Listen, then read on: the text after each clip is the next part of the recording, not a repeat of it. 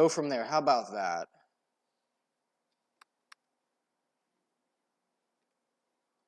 Ooh, okay. All right, there we go. That's my first screen.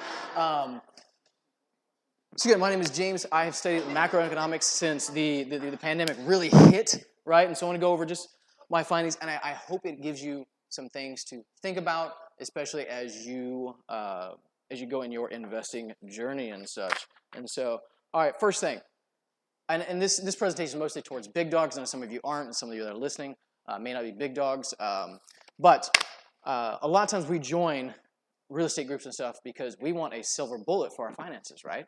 Like, hey, I've got this problem. It's called bills. I'm not 18 anymore. Parents aren't paying anything. And I just want to be free and be on the beach or whatever, right?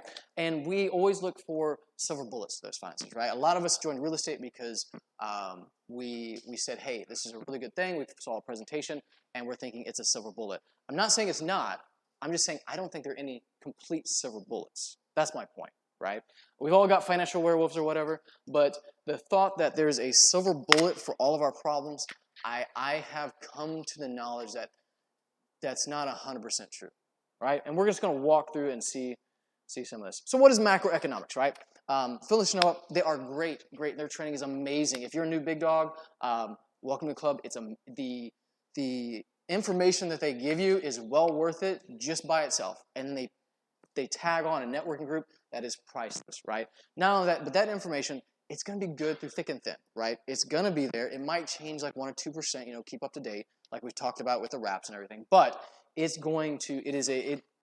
well worth whatever you pay, right? And their program is really good about microeconomics, right? How to buy a house, how to do it well, what's a 70% deal, how to market, how to run a business, things like that, right? Macroeconomics is seeing the forest from the trees, okay? So it's taking a step back and looking at, hey, how is housing in the nation going? Not, hey, is this a good deal on a house or not, right? How is housing in the nation going? So the important part about this, or why you should do this, is because you see in the left picture, you can definitely tell, if there's a forest fire half a mile away, you could tell, right?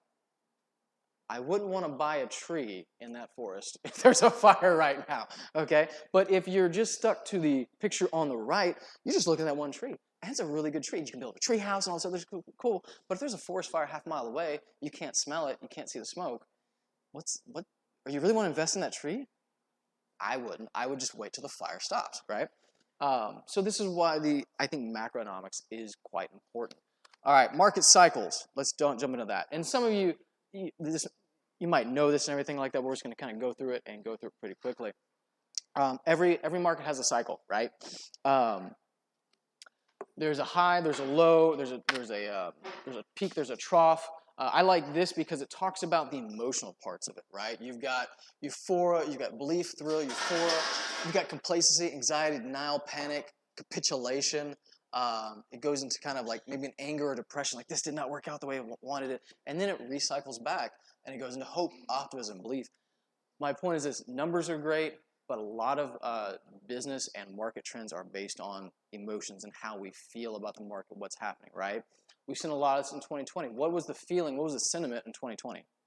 Fear. What about 2021? Oh, it's your computer. Don't do that, computer. Oh, what? I think it's actually the screen. I might have to baby this thing. Anyway, go on. What was the sentiment in 2020, specifically on housing? We'll just use that as a metric. Specifically on what? On housing. 2021. Yeah, what was the sentiment? It was going up? It was going up. You're good. Peak prices, yeah. The sentiment was, I better buy a house right now because we're running out and there will never, ever, ever be a chance to buy a house again, right? So, honey, let's get approved.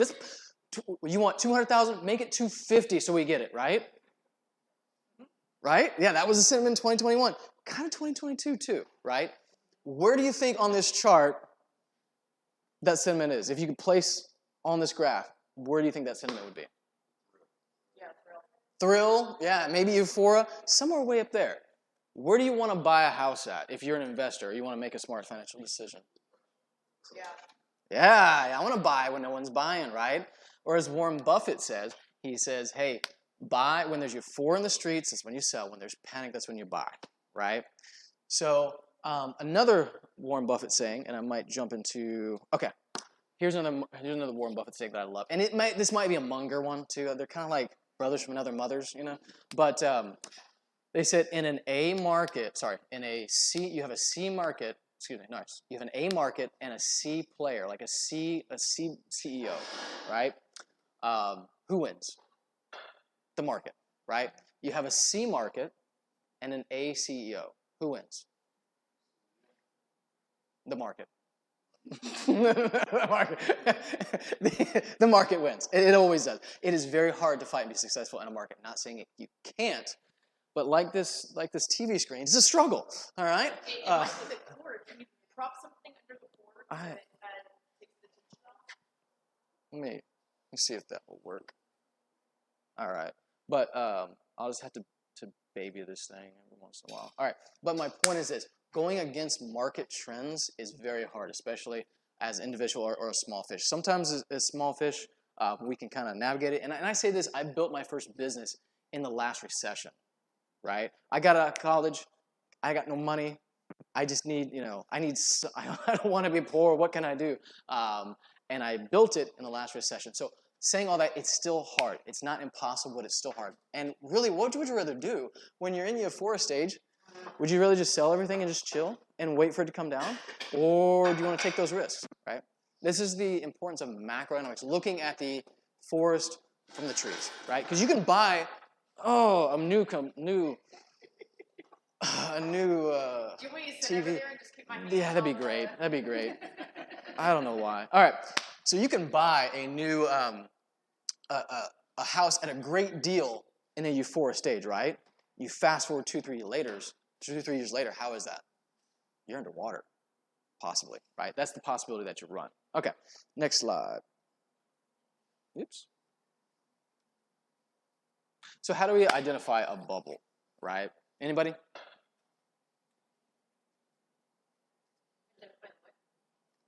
We talked about a bubble or like a high, right? That euphoric stage. It says, well, we probably don't want to buy a ton there, That's not really a great time to invest. How do we identify that? Make sure we're not buying it then.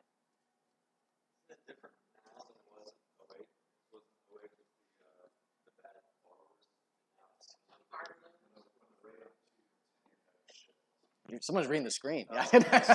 Well, yeah. Well, that's a good part. Let's look at history. What happened? Yeah, we're going to get to that. Let's look at history. What happened to the last bubble, right? The last 3 or 4, right? How did that pop? What happened, right? Because history, it doesn't necessarily repeat itself, but it often rhymes, right? Look at the 2 and the 10-year note, okay? So what is the 2 and the 10-year note? Well, what that is that's basically the Treasury, and we're going to get into to help you understand this in a sec. We're saying, hey, I'm going to let you borrow from me for 2 years at a higher interest rate. You get a higher interest rate than at 10 years, right? Anybody looked at buying a house with a 15-year note versus a 30? What happens to the interest rate? Yeah, on a 15, it's almost a point lower, right? So they're saying, hey, I will lend you money with a shorter time frame. There's less risk for me, so I can give you a lower rate. If you want the full 30 years, that's fine. We can do it, but it's going to be at a higher interest rate because there's more risk. I'm not going to get my money back for 30 years, right? At the longest, you might refi, but I'm not going to. So there's more risk. What the yield curve inversion is it saying, hey, I'm going to give you more money, more interest for a shorter time than a longer time. So instead of that 15-year, we'll just make an analogy to housing. Instead of that 15-year note being like 3% and a 30-year note being 3.75, the 15-year note is now 5%, and the 30-year note is now 3%. Got a background audience. So, and this is for the federal government lending their money out, right? So you're making money by doing this, right? So that's what. So in other words, you can see an issue because what should be is flipped. In other words, I can make more money lending short term than long term, right? I take less risk. Can someone tap her on the shoulder? Yeah. So, all right. So going back to it. So you can take less risk, make more money from the federal government, right? You give them $100,000. They're like, hey, we're going to give you 5% for 2 years. But if you give it to us for 10 years, we're only going to give you 2%. What are you going to do? Are you going to lend the government for 2 years at 5% or 10 years at 2%? You're going to lend for 2 years, right? And just keep rolling that and make almost twice as much. What does that say about the macroeconomic environment when this is happening? It says nobody has cash. There's a desperate need for cash right now, so I'm willing to give you a very high interest rate on that short term because I need it right now. 10 years, we can fix problems in 10 years, right? But I need it right now. That's when, and in the macroeconomic, in a very general, hey, the U.S. is struggling because nobody has enough cash on hand. So they're willing to give too much just to get cash right now. Make sense? Again, kind of, you want to... Cool. All right. Yeah. Yeah. All right. So we will get to that type thing. So hey, if money's cheap, but you know they're giving it out, we'll get to that. And I'll. Yeah. And I'm gonna be. That's another good point in this presentation. I could go for like hours. I could probably do 8 hours, but I'm not. so we're going to go through a lot of it, and then we can answer some questions and give my thoughts on the other end. But yes, that does play into things. Let's see here.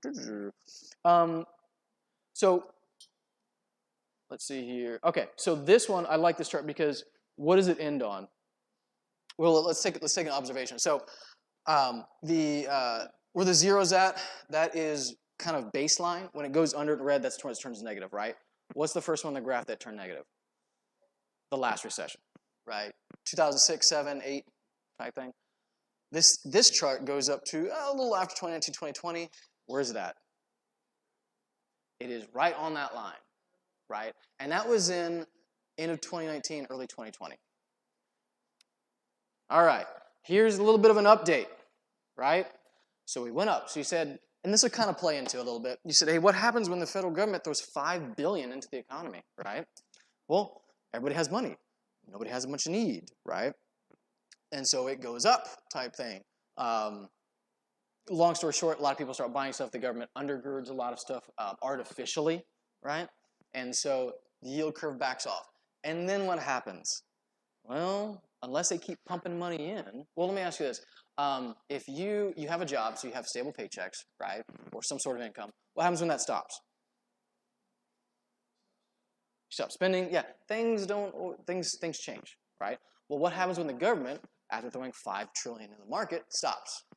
Raise to discourage you from spending. Yeah, or my point is, things stop. Just like if you lose your job, right? So the curve went up, they put a bunch of money in, and it's on its way down, right? And it's going, I mean, if it keeps this trend, it's going to invert again, right? And you can see, I like this one because it goes back to the 80s, and all of the shaded areas are recessions type thing. So this is what we're on the track for. That's my point, right? Unless the government puts another $5 billion in, or puts a lot of money in, which there's the law of diminishing returns, right? The first trillion I said billion, I meant trillion. Oh, that's so 90s of me. Anyway, so the first trillion I put in, I get, so much yardage, right? The second trillion I put in, I get some yardage, but not as much. Well, come to the fifth trillion I put in, the sixth, seventh, it's just not working the same, right?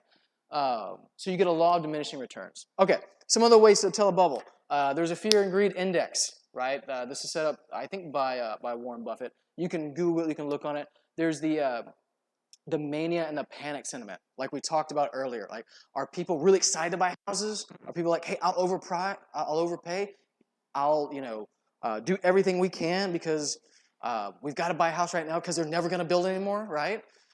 Or are they like, oh no, housing is a horrible investment, don't do it type thing, and just like, what's the sentiment for people in general, right? And you can kind of just talk to people and kind of feel this out, right?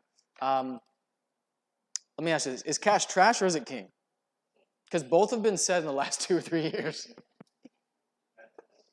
And cash is king when prices are low, but when you're sitting on cash such that it's losing value every day, you lose that money. Yeah. You got to put it into a place where it retains value in bad times and then distribute it when prices are low. I like this guy. I like it. Yeah. So basically, it depends on the context, right? Is cash trash or is it king, right? And that it depends on the value of it. So one thing I've learned in the last 2 years is everything is traded unless it gives you a monthly income, number one. Number two is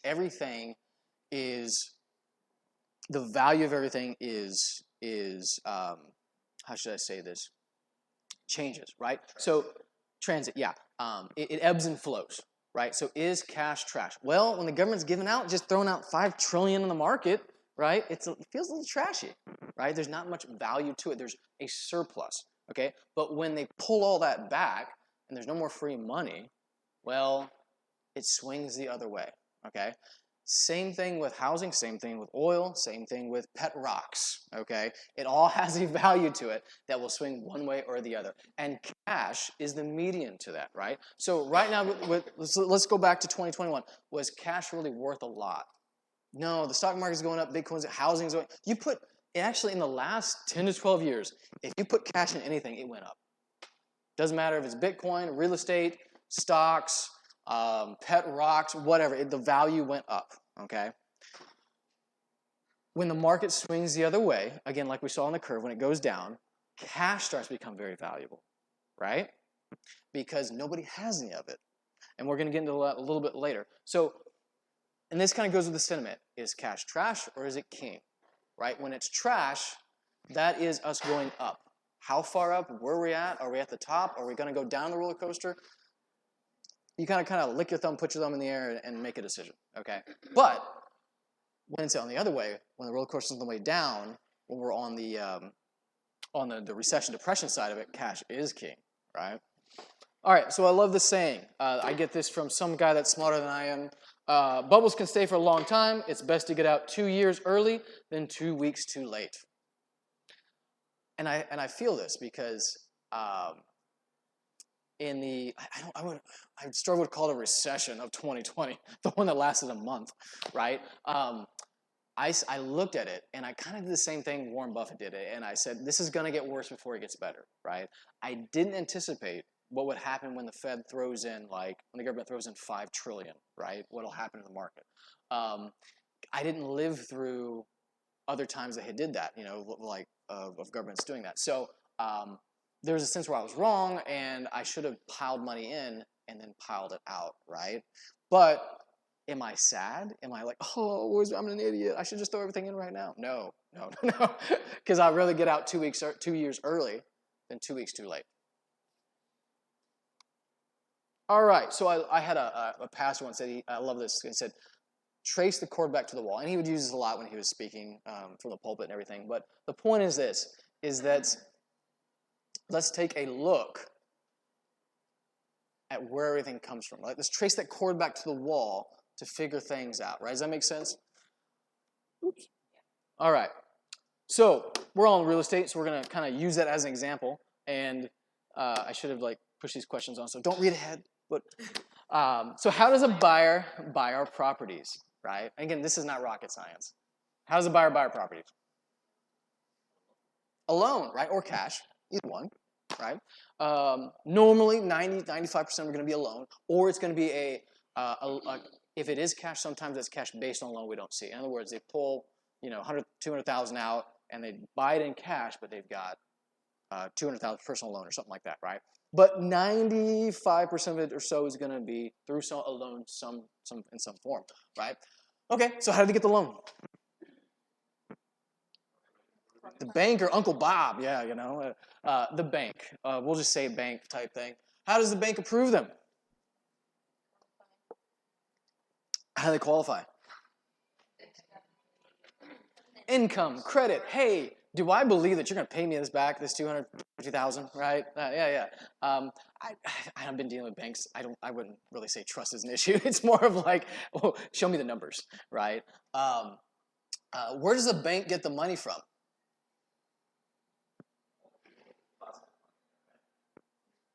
Good thought. Not anymore, but good thought. Have you ever gone on the boat and be like, hey, I need a I'm buying a $250,000 house. Let me see how much you got in the vault. I wouldn't suggest it, by the way. Anybody? Huh? From where? Federal Reserve, that's right. Banks aren't using our deposits to lend anymore. They used to, and then it went to a fractional one. So in other words, hey, let's say the bank has $1 million of deposits in our savings account on average, right? Instead of loaning on $1 million, the government said, and I say government, the Federal Reserve said, hey, you can lend out $10 million because we're pretty sure not all $10 million is going to default at one time, so we're going to let you be a little more risky, right? Well, take a step forward more in that direction. You don't even have to do that, right? And now the banks get the money from the Federal Reserve, right? And this is how inflation works. You buy a house. You say, hey, I need $250,000. I'll put down whatever percent. So we'll just say 200. Make the math simple. The bank says, okay, we're approved. We're going to give you that 200,000, right? Where do they get it from? They go to the Federal Reserve. The Federal Reserve, where do they get it from? Well, okay, so how do they print it? They do, in a sense. They fill in a spreadsheet. They move a decimal point, right? This is Fugazi's make-believe, right? They just add it to their balance sheet, okay? And so the way the federal government works, they loan the bank money, the bank loans you money, and you buy the house. Or the person buying from you buys a house. That's how our system works. That is how inflation in America works, okay? Because they have just created that money from nowhere and put it into the system.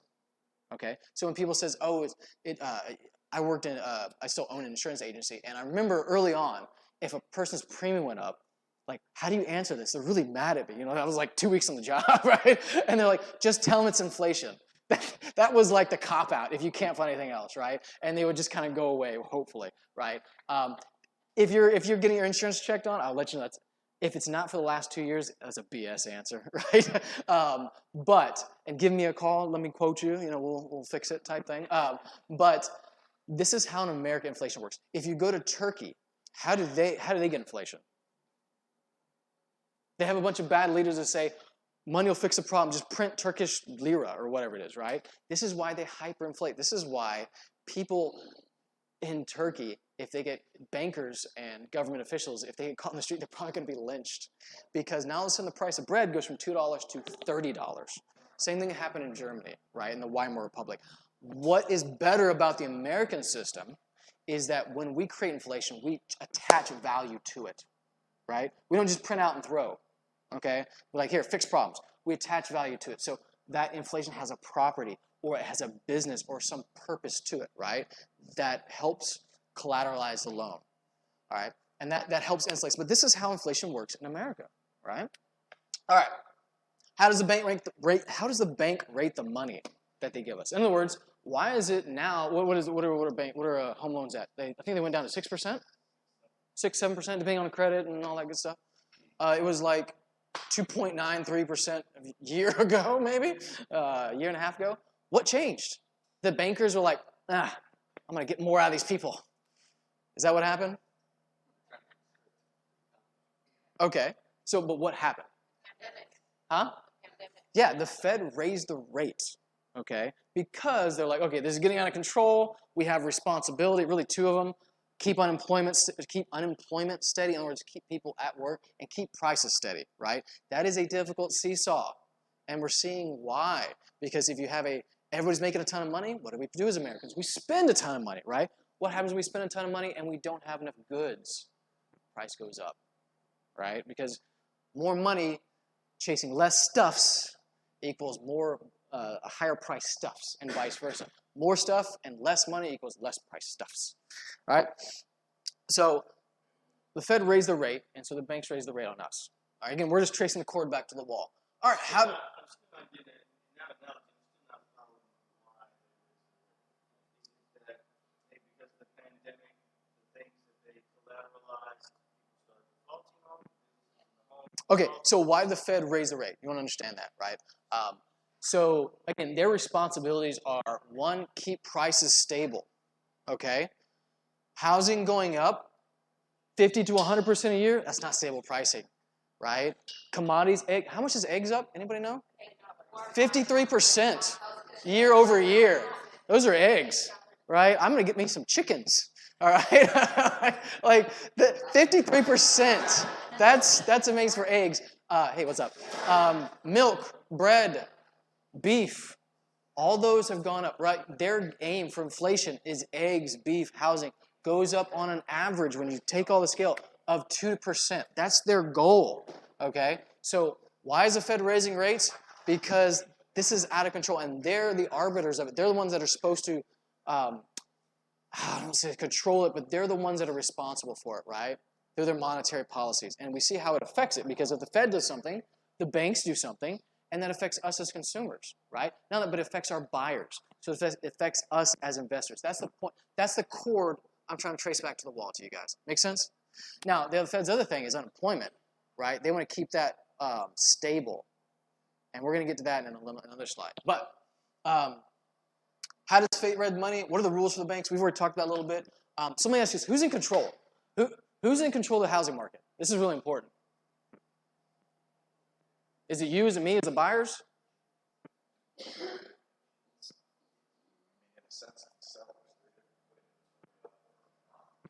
Cool. I'm a seller. I want to sell a house, right? What do I have to do? I have to value the house. I have to find someone to buy it. That buyer has to what?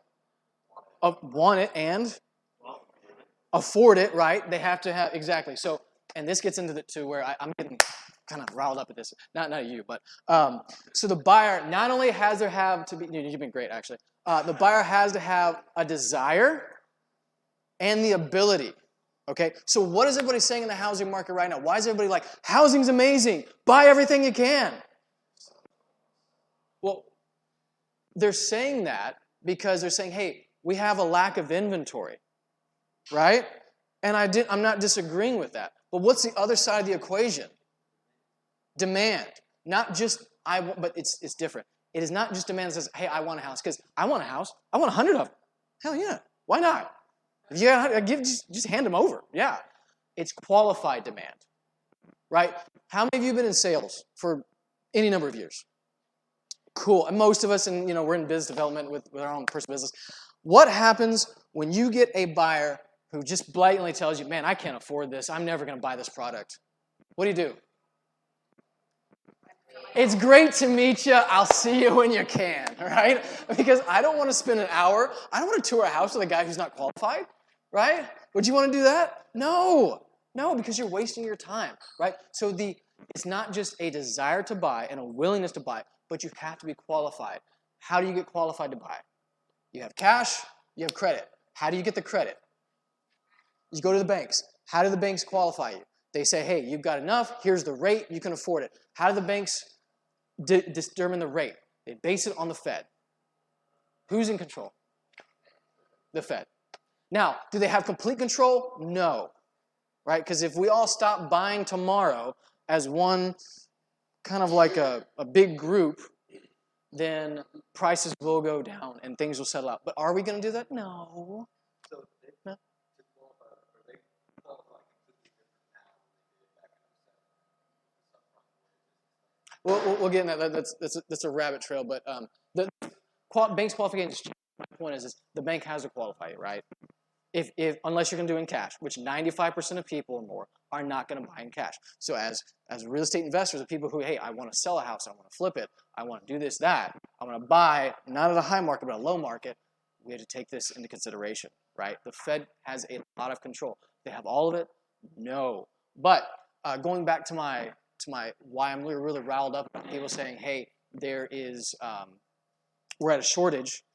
Yeah, that's half the equation. The other part is the demand side, right? What is the Fed doing now? They're raising rates. They're affecting demand. They're making people less qualified to buy a house, which is going to affect that side. And that's going to affect the real estate market. That's the point. That's why we're tracing this cord back to the wall, right? We're looking not at the trees, but we're taking a step back and looking at the forest. Is it on fire? Is it a nice quiet day? Is there snow? Let's take a look at what's happening in general to see it about good choice of this. So key, nowhere thing. And I'll add one more thing. Do some research. Look back in 2006, 7, 8. Let me know if there's a shortage of housing then. I know the answer. I'll let you look it up, though. All right. Let's see here. We talked about fractional reserves. Key is know what the Fed's doing. You know, they say don't fight the Fed, and I hate that because I don't want to give them power over my life. But damn it, they're right.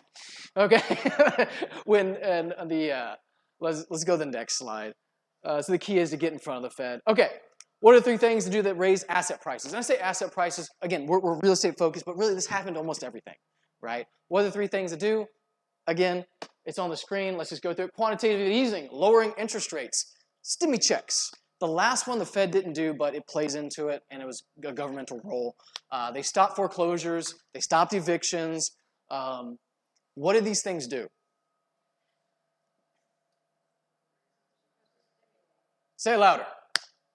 I'm a loudmouth. I can hear myself. I can't hear you. Increased demand. That's right. Because why?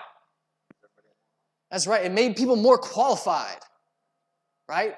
Free money, lower interest rates, and quantitative easing, that is basically, that helps put prices, like, what that is that's when the Fed goes and buys assets, right? So there's a sense where that undergirds prices going down. So if you got a buyer that just prints money all day, that's competing against you, who's going to win?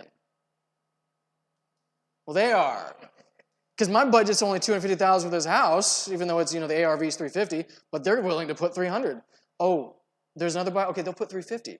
Okay, they'll put $4. They just print the money and throw it at you, right? So they're going to win. So there's a sense, quantitative easing is that's where they buy, that's where the federal government buys assets to back the market. In other words, to make sure it doesn't collapse and prices go down, okay? So they gave a bunch of, they gave free money, they lowered interest rates, they made people more qualified, right? Artificially, I'll add. What did the government do with foreclosures? Let's step this way. And lack of, and not being able to foreclose, not being able to evict. They created shortages, artificial. How many of you guys are doing the foreclosure list? Loved it up until 2 years ago, all right, 2-3 years ago, because there wasn't a list, right? Now that, but like if you started, when it started to thaw out, people are like, oh yeah, I'll just go and I'll go on there and say I'm hurting from COVID and I get 9 more months. Okay, I'm not gonna like, you talk to 10 people and you're like, well, is this really worth door knocking anymore? These are things that are going through my head. So they created a shortage and they created artificially qualified buyers. What does it do to prices? To the moon, right? It's not gonna go down, to the moon. All right, that's what the Federal Reserve and the government in general did. What are they doing now? They just started quantitative tightening, which means they're going to sell their securities back on the market, like mortgage-backed securities. And does that any thoughts come up with that? Any like, oh, I've heard that mortgage-backed securities before, right? 2008. Okay.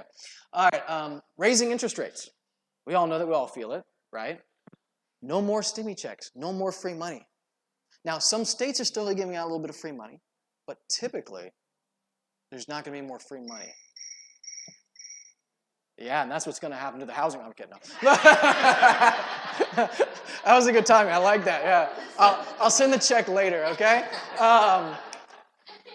Foreclosures and evictions back on the menu, boys. It's back on. So what do they do with foreclosures and evictions? Inventory is going to open up. Now it's slow. It's like putting a. Anybody ever been to Hoover Dam? Yeah, it's cool. I would definitely go. It's if you're tired of drinking and gambling in Vegas, it's a really good place to go. But anybody ever seen them when they first start opening the dam up again? I haven't, but I've seen a YouTube video, so I claim to have, right? So it just starts to shoot out, right? But they've got billions of gallons of water, and how much is shooting out? Probably like 100,000 an hour or something like that. It's not letting the whole thing out. So my point is, with the evictions and the foreclosures and all that process, it's hitting the market, but it's not hitting it very fast. So it's going to be like a slow leak and putting more and more on. Is that ever going to stop again? Is it ever going to change back to the way it was? Probably not, right? It's just going to be a slow water leak coming onto the market. So we're going to have increased inventory. But anybody follow builders or builder sentiment? No? Wow. Maybe you should. So how much are builders building in certain cities, right? You want to know if a city's expanding? Look at the permits that builders are, right? If there's more permits than there's been in any time in history, what builders are saying is we are betting that the population in the city is going to expand, right? Or already has expanded and needs more housing, so I'm going to start building, okay? So looking at permits, that's a really good way to find out what's happening in the housing market and start to, from a macro city side, to look at what's happening, right? What's happening in builders? What happened in builders in 2020, late 2020, early 2021? What cost of building went up? What else? Once they fix those issues, they put in the contracts, hey, we can change things if we have to. They started to really permit things and really start to say, hey, we're going to start building a ton. So there was all-time permits. Like in Austin and Houston, like permits just flew up, right? So builders are now saying, hey, we're going to be building a ton here. That's going to raise inventory, right? Foreclosures, evictions coming off. That's going to raise inventory. All right. Let's take a step over here to qualifications. Interest rates are going up. No free money, which by the way, one of the issues with free money is this, and you'll see this if any of your car dealers or anything like that, is lenders actually qualified people with the stimmy checks. So if you got $3,000, $4,000 more in stimmy checks 1 year, they look at your income and say, oh, yeah, you don't make $50,000, you make $54,000 a year. You can buy more car, yeah. No, okay, so you throw that on with rental assistance, with all these other things, and a person's making 50 now makes 75, 80,000 a year, and now they're trying to overqualify themselves. Yeah, that's a problem, right? So that's now coming to roost, right? So what's going to happen?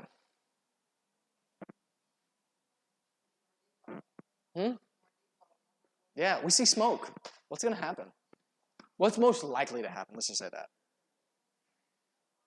Yeah, the place is going to catch on fire, right?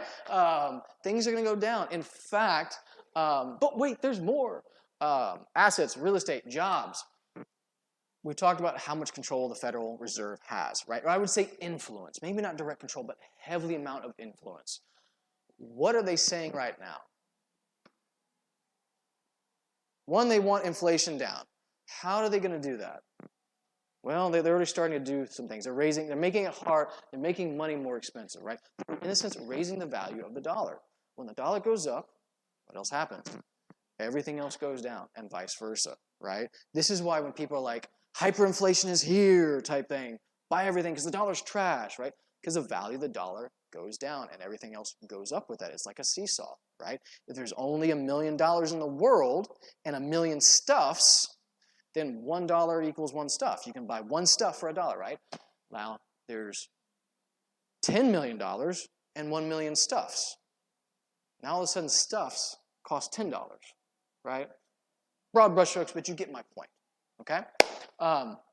What has the Fed said about assets, real estate, assets including stock market, everything, really.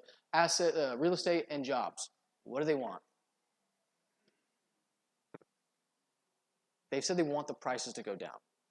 Jerome Powell, who is the leader of the Federal Reserve and really the only voice that matters, has said, hey, when people have to put $20,000, $30,000 over asking price in a home, that is not a sign of a healthy economy. We want that to stop, right? And remember the influence they have. So they are purposely trying to push it down, right? And right now they're fighting the American consumer because we love to spend, you know? And that's the tussle, and we're starting to see that. What have real estate prices done this year? I didn't have time to put all the graphs on, but what have they done this year? Stable. Some people, it depends what you believe, right? Stalled. Okay. They're stabilized? They've just gone back to 2019 prices, right? On a side note, remember that first graph we talked about, the 10 and 2? Where was that in 2019?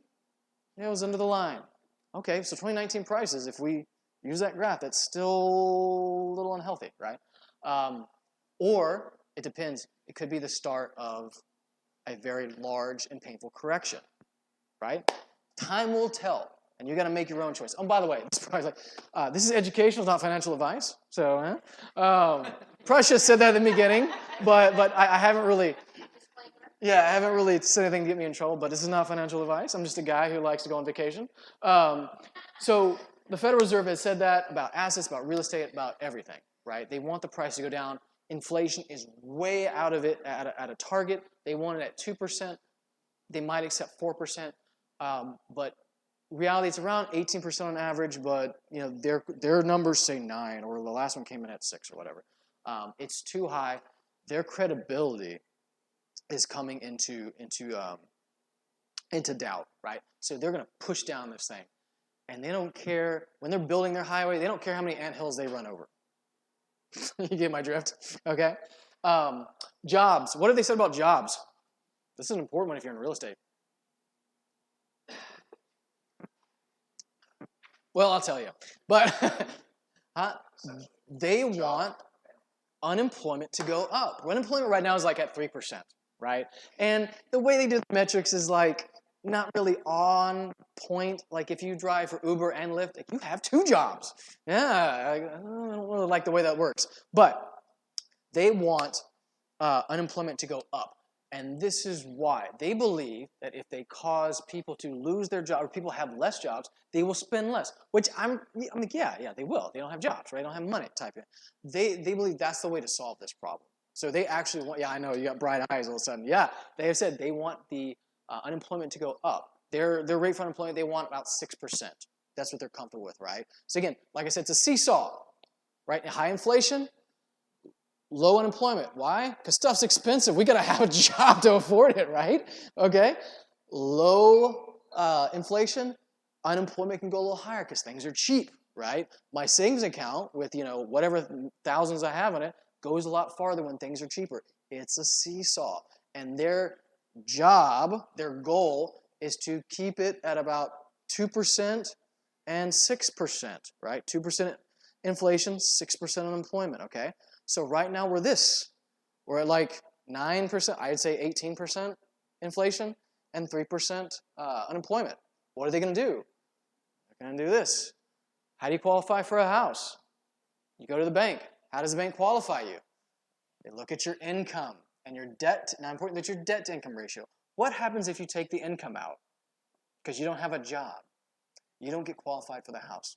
What happens when a lot of people don't get qualified for a house? They don't buy. What happens when a lot of people don't buy houses? Yeah, prices go down. Again, trace the cord back to the wall. All right, now, how do the dominoes fall? This is my own kind of personal thoughts on it. Beep, beep, beep. I skipped too far myself. All right, again, don't read ahead. All right, how do the dominoes fall? So this is how I think things will happen, right? The Fed's raising rates. That's affecting things like tech really hard. That affects people in credit card debt, right? It affects auto loans, home loans, all of these things that base their numbers on what the federal government does, right?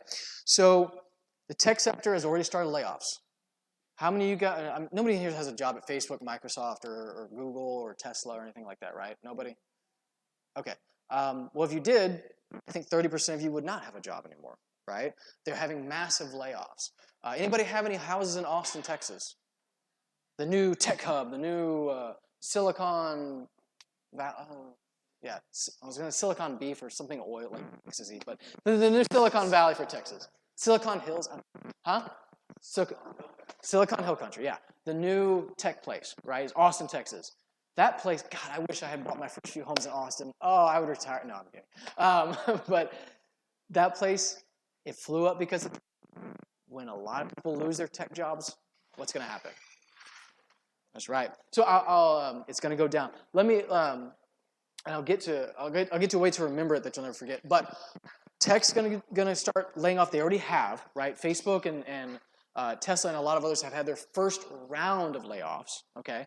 The stock market's gone down. The stock market's like down 30% on average this year or something like that. I know many of us don't follow stocks or real estate orientated, but these are how dominoes fall. Once your stock value falls as a company, what do you do? Well, let me ask this. Your stock value falls as a company. Why? Because you don't have the profits. You're not making as much, okay? Why? Because your product is now higher and people can't afford as much. So you're not making as much. What happens? Your stock value falls. Okay? What happens when your stock value falls and you're not making as much? In other words, you've done all you can, but the income side of the equation is not going up. What do? Yeah, there's a good. Or, in other words, that's right. You cut costs, right? There's one side or the other to the sheet of paper, as Robert Kiyosaki says, right? So you cut costs, and what are your biggest costs? People and locations. So what you're going to do is you're going to look at your locations, and you see your best performing ones, and you're going to keep them. All the others, you're going to start to cut, right? Same thing with labor. You're going to say, hey, we love you, but not enough to keep you, type thing, right? We've got to make some hard decisions, okay? So you're going to start to cut people, okay? And then what happens? Well, people lose their jobs, right? And then what happens? Huh? Moving away, they start trying to find other jobs. But if everybody's laying off at the same time, how easy is it to find a job? How many people have been there? Yeah, it's not fun. It's like I'm working a job to find a job, you know? Everyone with the same skills is trying to get a smaller pool of jobs. Exactly. So when Facebook, Google, God, who are some other tech giants in Austin all let go of 3 to 5 or 10,000 people at once, you got an extra 50,000 people in Austin, Texas looking for a tech job. Yeah, I would love to be an employer then because I can pick them up cheap, right? You know, unless they work for Twitter, then I don't want. I'm sorry. No, I'm kidding. Worked for Twitter. I'm kidding. So people don't have jobs, right? So what happens then? If you just lost your job, what are you gonna do? We're gonna start looking for another one, but in between then, cut your budget. Yes, right. We can't spend as much, honey. We don't have a job. We can't, instead of, we're going to have a staycation instead of a vacation, whatever, right? You start to cut things, right?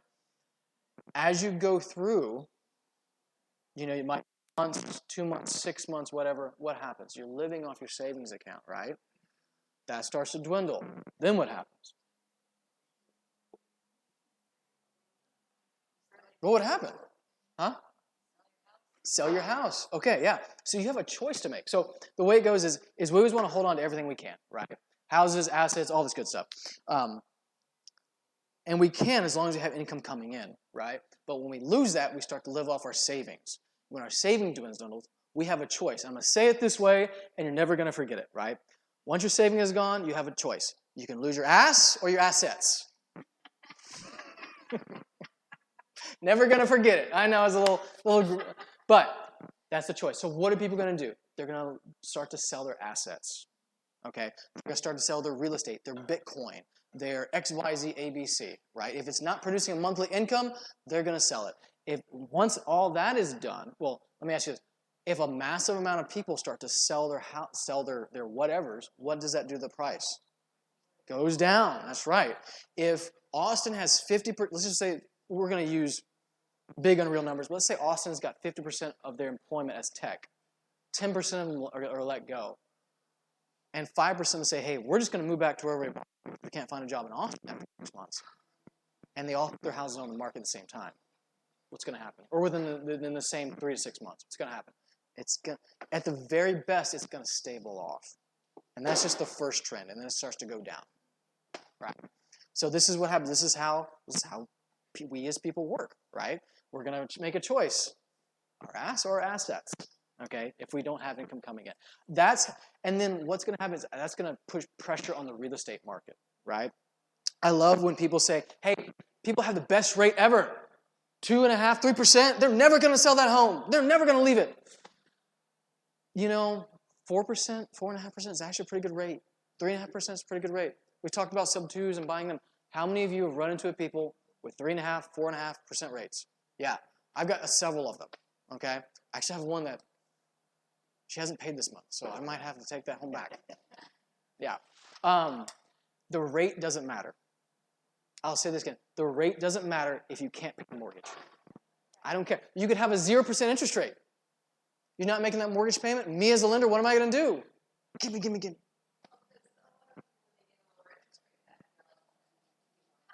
Yes. They still have their same budget. The rate doesn't matter. They're like, oh, I can afford One more house. 500. That means I can get that That's right. Yeah. We as Americans are sucky at living within our means. We suck at that, right? And I love what Charlie Munger said. God, I love this. Because it just clicked and made so much sense to me. Greed is not America's issue. It's not. Envy is. Keeping up with the Joneses is America's issue. So if you can live, oh gosh, I like the Joneses better, but Kardashians the new thing, you know. But yeah, keeping up with the Kardashians, keeping up with the Joneses, that's our issue. And so you're right. When interest rates lower, we buy more house. And when everybody buys more house, and there's not a lot of houses, we buy the same house for even more. Right? And we feel good about it. But the interest rate does not matter if you don't pay the mortgage. If you don't have a job, it's going to be hard to pay, and you don't have a savings account, it's going to be hard to pay the mortgage. The average American, how much do they have in their savings account? Yeah, that's been the way for like 5-10 years. That's sad. We're the wealthiest country in the world. Okay? So when the dominoes fall, if they start up there with Mario, you can tell which generation I was born, by the way. And it falls, how long do you think it's going to take to hit the housing market? I don't know either, but it's going to take some time. And my point is this, let's look at the direction it's going. And when we look at the macroeconomics of it, let's look at the direction it's going, and let's make our plans based on that. Make sense? Okay. This is just a short one, and I put this in because we're primarily in real estate. How to identify a real estate bubble. Competition raises drastically. This is how you identify a bubble. Again, because going back to the first chart, again, that exuberance, right? How many of you have been doing real estate, kind of big dogs, for 2 years? Actually, if you've been 2 years or more, raise your hand. Okay. So most of you have only been a year or less. Oh my. So keep your hands up if you've been 2 more years. Raise them high. All right, 3 years. Come on, keep your hand up, man. You've been a big dog almost as long as I have, right? 5 years? 7. You've been a big dog for 7 years? Real estate, okay, yeah, that'll be fine. Yeah, well, okay, you're right. So real estate in general, I said big dog. My mistake. All right, so in real estate for 7 years. Okay, 6 years ago, how much competition we have? Lucky you. So you're the guy that bought too high. I'm kidding. No, I'm kidding. But Carlos, 6 years ago, how much competition did you see?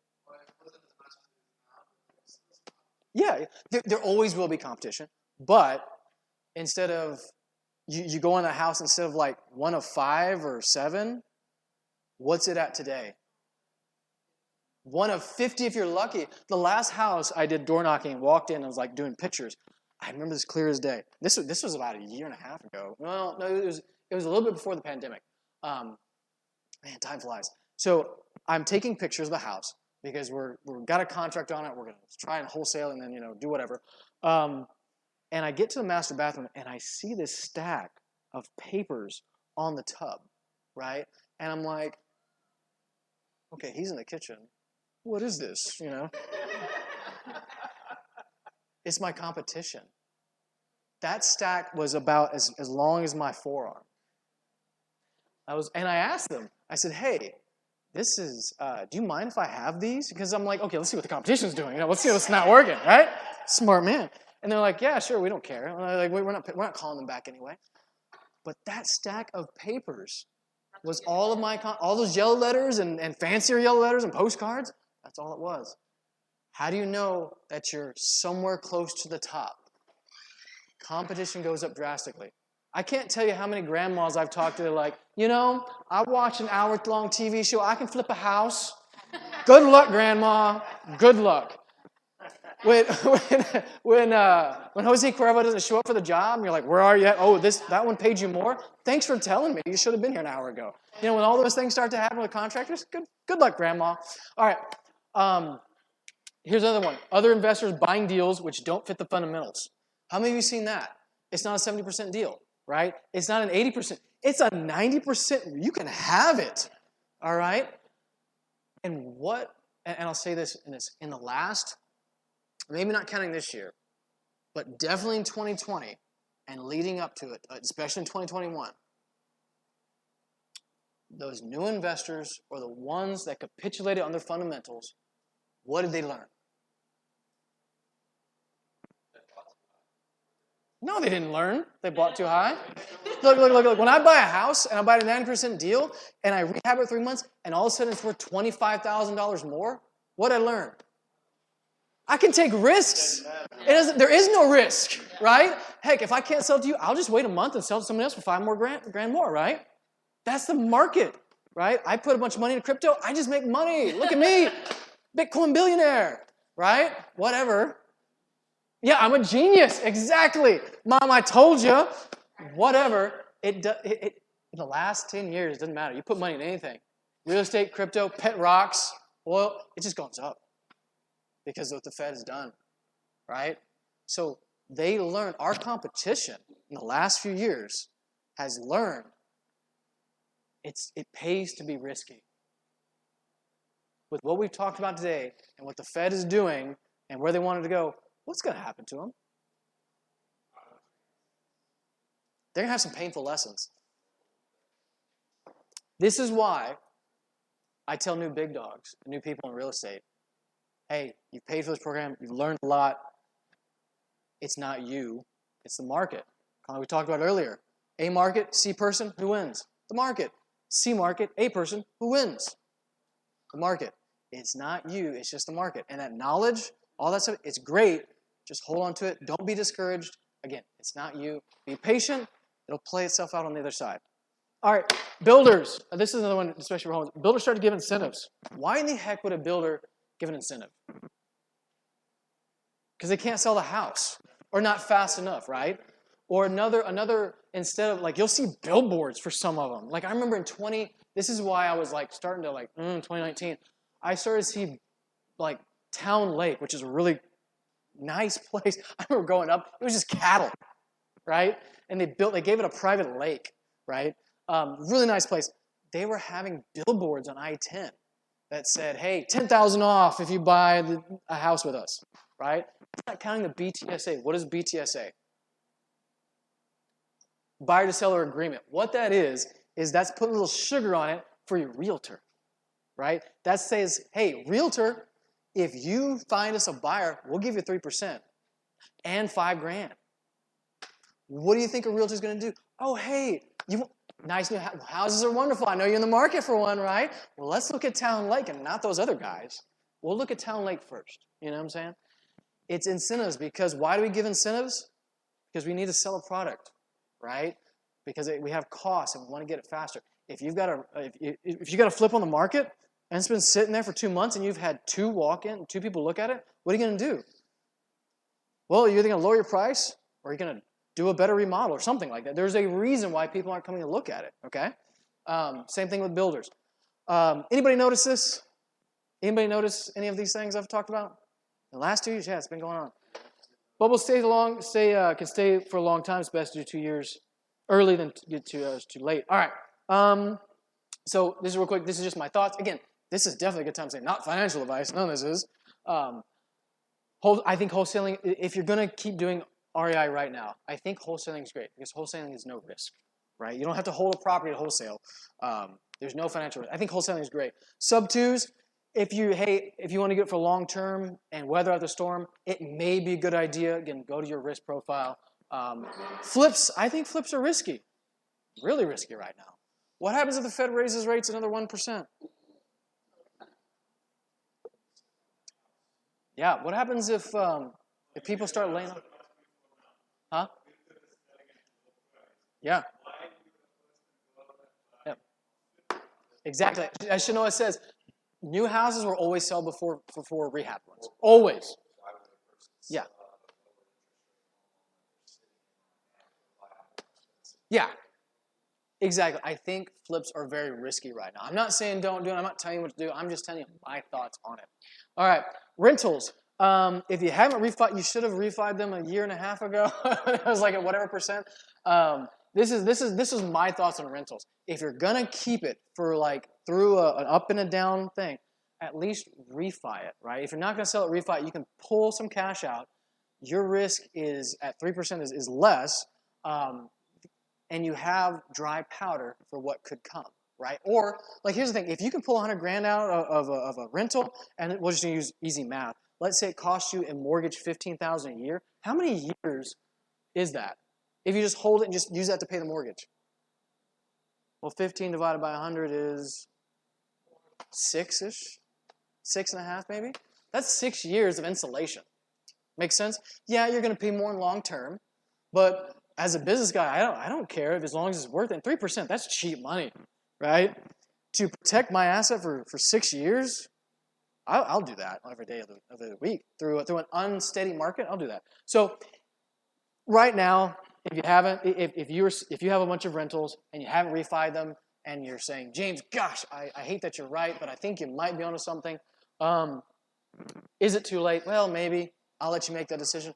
But one of the things that I've heard about people doing with massive amounts of rentals is that they are selling off a portion of them while prices are high, taking that, either holding it or paying off all the loans, right? So you mitigate your risk one way or the other, right? You take some cards off the table, you mitigate your risk. Either you don't have as much liability in your assets or you have cash to back those liabilities, okay? Or dry powder. So those are just my thoughts. Again, not financial advice, but this is what I'm doing. Question? No risk. No, like again, I get a contract, I sign it, I've got a week of, a window of 2 weeks, maybe a month, depending, to sell to somebody else for a higher price. I make some money on the middle. Not as much as a flip, but hey, I take no risk, I get my money fast. I don't have to deal with contractors. I like that. Say again?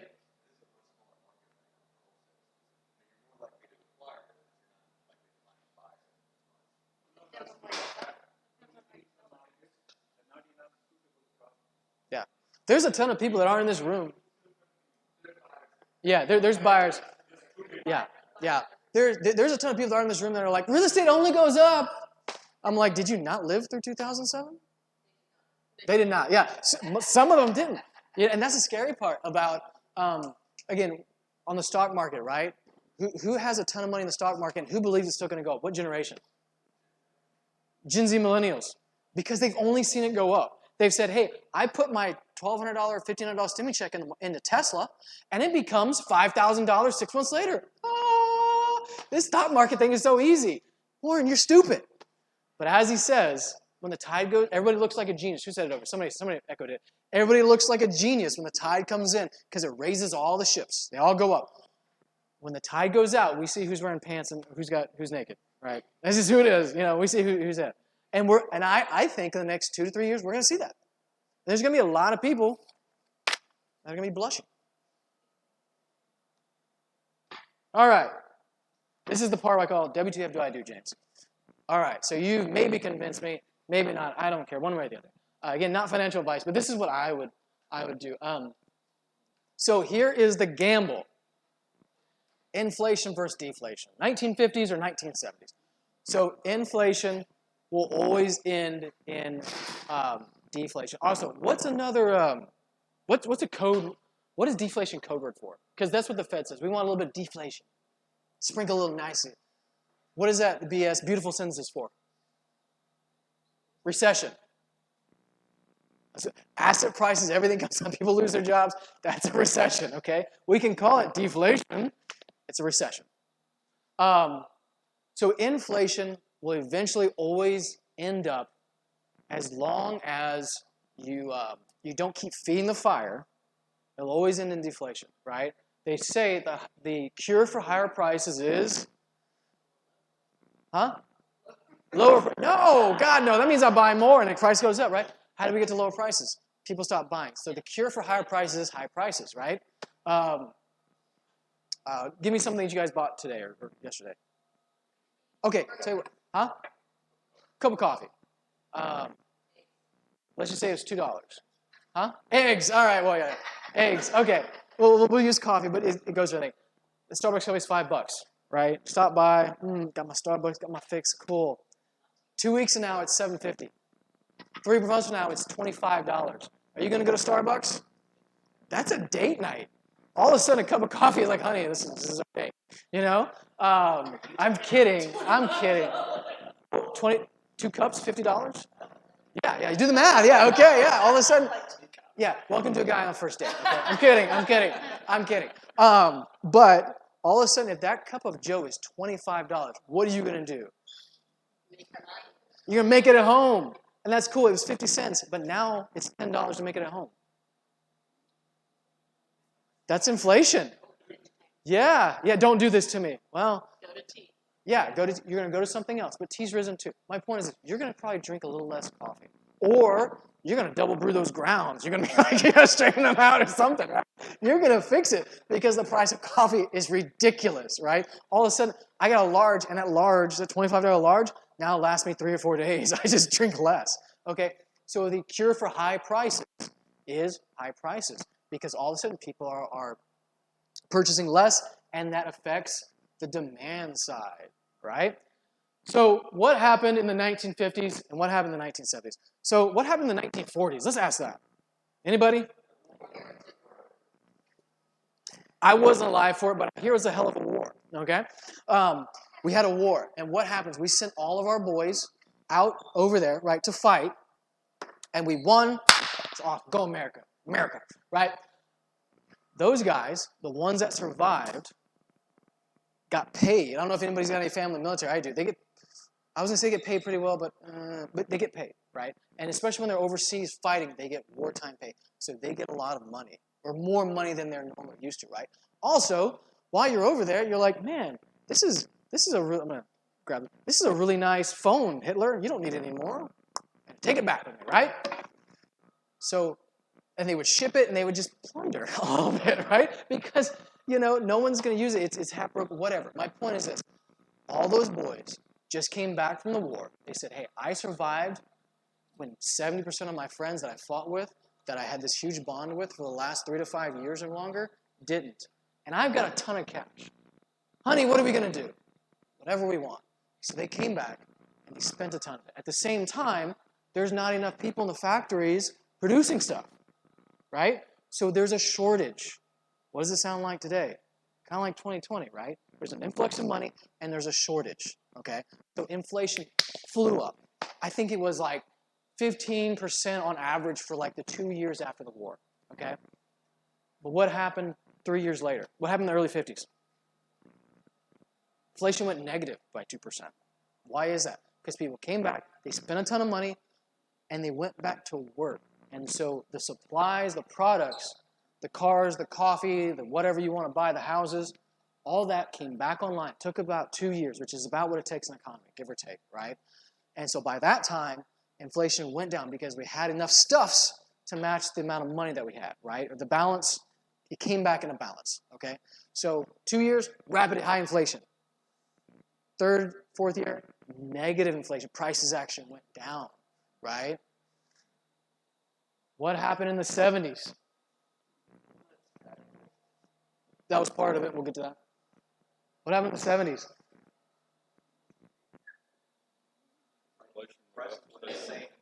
Yeah. Why? Massive. Why? There's a few reasons. Yeah, the wars were one of them, but it was high gas prices. You had the it just popped into my head. The Middle East embargo. We'll get to another slide. But you had embargoes in the Middle East, and at that time, America was importing a lot of their energy from that. And so when the Saudis or the conglomerate said, hey, we're not going to sell to you anymore because we're mad at you politically. And all of a sudden it was like, crap, we only have like 10 derricks in America. What are we going to do? You're going to suffer. And if anybody, I think there's maybe only one person, I'm not going to look at him, that might be, anybody alive in the 70s that remember that? Yeah. There were shortages, right? You go to the pump, they're like, hey, you can have so many gallons, right? I wasn't alive then, but I heard it sucked. It sucked. It was 30 cents, but at the same time, I'm only making $50 a week, or whatever, right? So wages were lower, right? So there were shortages, prices went up, and that affected everything. I'm going to give a little spoiler. Energy is the economy, by the way. Low energy prices make everything go up. Make prices of everything go up. make prices of everything go down. Excuse me, low energy prices equal low prices and everything else. Those eggs, like if gas is 30 cents a gallon, well, it's cheaper to get them to you, right? If gas is $4 a gallon, it's more expensive to get them to you, okay? It doesn't have to be shortages, but the cost of transit and everything else getting to work costs more, right? Building things costs more, right? All that stuff. So high energy prices equals higher prices at everything else. Low energy prices equal lower prices everywhere else. Energy is the economy. So low energy prices help an economy go up because prices are low, people spend more. High energy prices make an economy go down. So in the 70s, you had a lot of that, but here's the issue. So you had high energy prices coupled with a lack of supply, okay? And that created a stagflation. Well, first it created high inflation, and then we moved into stagflation, right? And then we had deflation. That was the kind of the circle of it. One thing they did in the 70s is they fixed the embargo thing, and they fixed the oil prices. But at the same time, the president at the time gave subsidies to American companies who were producing goods, okay? So he said, hey, if you produce corn or eggs or whatever, here's some money, produce some more. We'll give you money as long as you produce more. What does that do? Well, puts more supply in the market, right? Prices go down. So the gamble is this. We know we're in inflation, right? And we know on the backside of inflation is deflation, one way or the other, okay? As long as we stop throwing money, if we're like Turkey and the government just keeps throwing $1 billion a year, or trillion, dollars a year into the market, we're going to keep having inflation. That's the bottom line, okay? But what happened in 2020, we shut off the ports, we stopped people from working, we stopped manufacturing stuff, and we threw money at the problem. Inflation rises. Backside of inflation, we're going to have deflation. But the question is it going to be like the 1950s and happen in 2 years? Or is it going to be a decade like the 70s? Again, this stuff started early, mid-70s, didn't get solved till about 83, give or take. Which is it going to be? That's the gamble, okay? And I've got my thoughts on it, but we'll get the. Oh, okay. Actually, I'll go with my thoughts right now. Okay, my thoughts.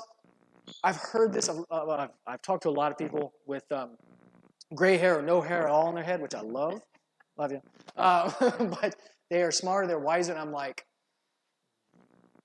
I came into the financial world. I graduated college in 07. I walked in and it was crap. Okay, like I have no idea how we got here. I just know what to do when we're in it. Okay, so I look to older people to say, hey, how do we know where we're going? What do you think? And you talk to a lot of them, and you start to get some. For one thing, you get stuff from both sides, but you start to form some things. Like, okay, I think this is where we're going.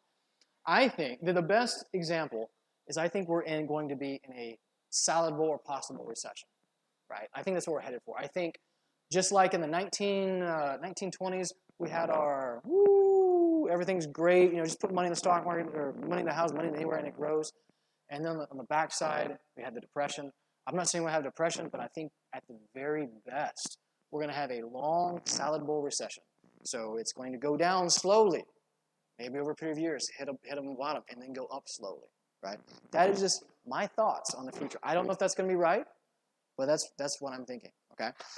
In that, it said stagflation. So we've had hyperinflation, and I think the next part is stagflation. Why? Because energy. So don't want to get political, but we're going to get political. You ready? Ready for this? Get your empty coffee cups ready to throw, or your yeah, you go, James. It depends. In the last 3 Democratic presidents, 3 things have gone up, guaranteed. What are they? Huh? Gas. What else? Not necessarily. Interest rates? Not necessarily. Obama started lower interest rates. Taxes? Yeah. What else? Guns and ammo. Okay. So guns and ammo, taxes, and energy prices. The last 3 Democratic presidents, those have gone up. We have a Democratic president right now. These affects things, right, on the macro side. Energy prices are going to stay high. I'll just say it, right? I've literally put my money betting on that, okay? So we're going to have high energy prices, right? They're not, what's different from the 2020s or in the 70s, the government is not giving much encouragement, much free money to get things back and running, right? The only real thing we're doing is we're starting out chip. We're taking things from China and putting it locally, right, or Taiwan, because if a war breaks out, we want to have our computer chips. That's important to us, right? Then they're starting to do medicine. So we're state-siding some things, which will have a higher cost, will actually be a least tad bit inflationary, okay? Because they can manufacture a pill over there for 2 to 4 cents. For us, it'll be 8 to 12, right, on average. So it'll be a little bit inflationary, but energy prices are going to stay up. Energy is the economy, and so I think we're going to go through a period of stagflation. With the Fed pushing down the economy, raising interest rates, wanting layoffs and everything like that, but yet food and energy prices still staying high, that's a recipe for stagflation. That's where your wages stagger, your income staggers, but prices, inflation go up, right? That is not a fun time to be in, by the way. So, and that will eventually end in a recession, but I think it's going to be a very long, drawn-out one because we're not fixing the problems. We're not. All right. My solution. Here we go. This is what I'm doing. I think there's 4 things where you can do to protect yourself and your finances. Again, this is not financial advice. This is what I'm doing. I think holding cash is very prudent, very wise, right? We said is it trash or king earlier? Well, even when it's trash, let me ask you this. If you have $1 million in your bank account and you live off $60,000 a year and inflation is 15 to 18% like it is now, how much money are you losing to inflation? $1 million? 15% of $1 million? No, you're losing 15% on 60 because you're only spending 60, right? When people say cash is stuff in our bank account, it's eroding every day. The value is going down. Well, we haven't traded it in yet. So the value hasn't really seen its fulfillment yet, right? Because 2020 can be worth trash. You go to 2024, $1 million, you can buy $4 million worth of stuff, which you could in 2020, right? So what is it? Depends when you spend it, okay? So I think holding cash is very prudent. Right now, let me ask you this. What's your cash-on-cash return for rentals in real estate right now? What is your cash-on-cash return for rentals? So in other words, without a loan, let's say you bought a house that's $200,000. How much can you rent it for? Hopefully $2,000. Yeah. If you can find that, let me know. I might put a bid in for it. That's so 2018 of you, whoever said that. You know? Hey, that's what you guys said about the 1%. All right, so let's pretend. Let's be real. Let's just say it's $1,500 because that's about what it is, right? Let's just say on a $200,000 house, you can make about $1,500 in rents. Would we agree on that? Stick our thumb in the air. That's about what it is. Okay. $1,500 times 12. That's $18,000 a year. That's what you're making, not counting taxes and insurance. So we're going to round down a little bit, right? We're just going to do simple math. We're going to divide that 200,000. That's 9%, right? And that's not counting taxes and insurance, which would probably throw another % or 2 off of that, right? So we'll just say maybe you're making 6 or 7%. Fair? That's not counting vacancies. That's not counting real estate fees. That's not counting toilets and roofs and all this other stuff that goes into it, right? 6 or 7% cash-on-cash return. We're not talking about a loan where you have extra risk. We're just talking about cash-on-cash return. Treasury bonds, what are they at? If you give the federal government your hard-earned cash, and they said, we will pay you for that hard-earned cash, and we'll give it back to you at a certain date. Let's just say 6 months to a year. What are they going to give you? What's the interest rate? No. Not anymore. 3-4%? It's about 4 to 5%, give or take.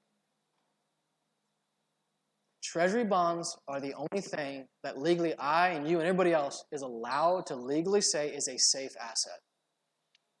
Anybody else says it's safe? If it goes wrong, you can sue them. The government says that's the only thing. Why?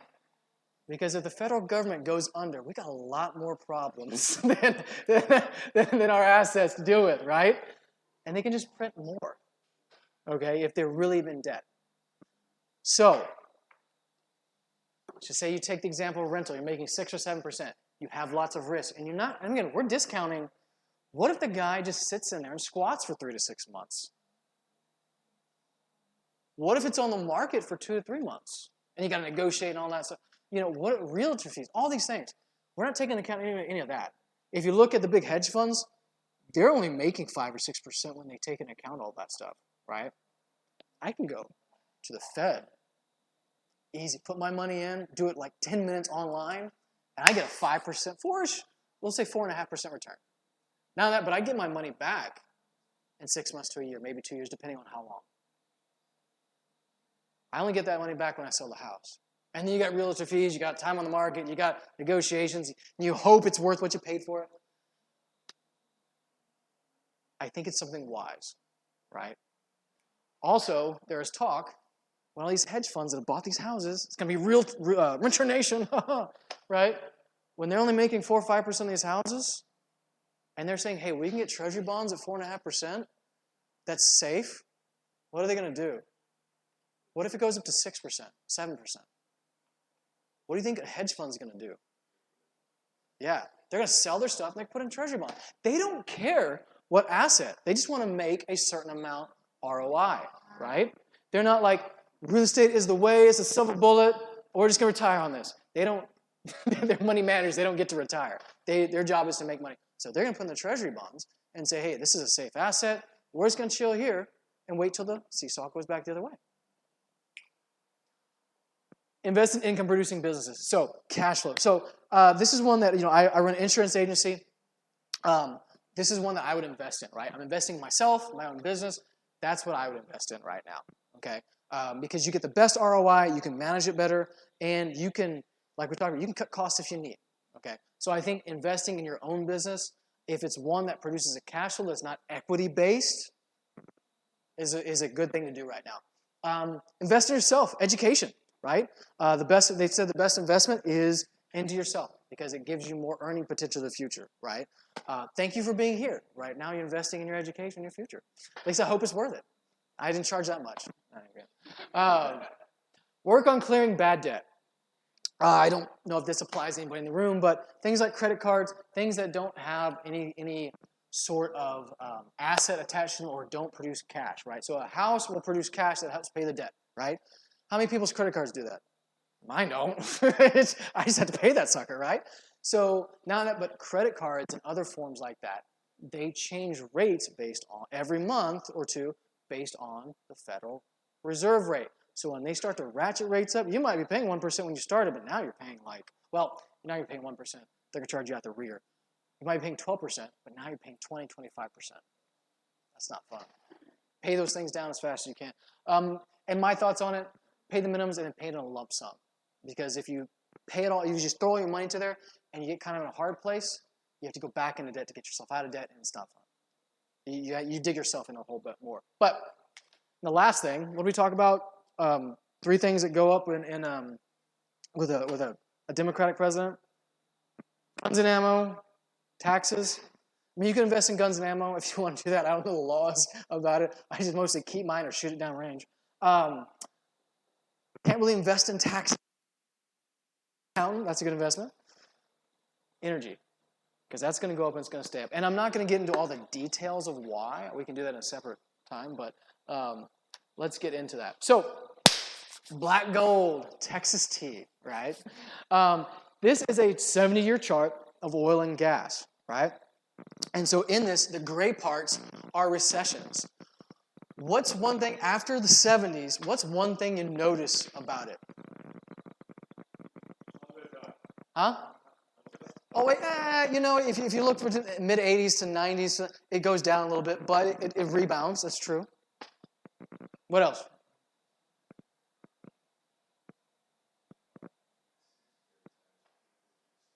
Say again? Oh, say it louder.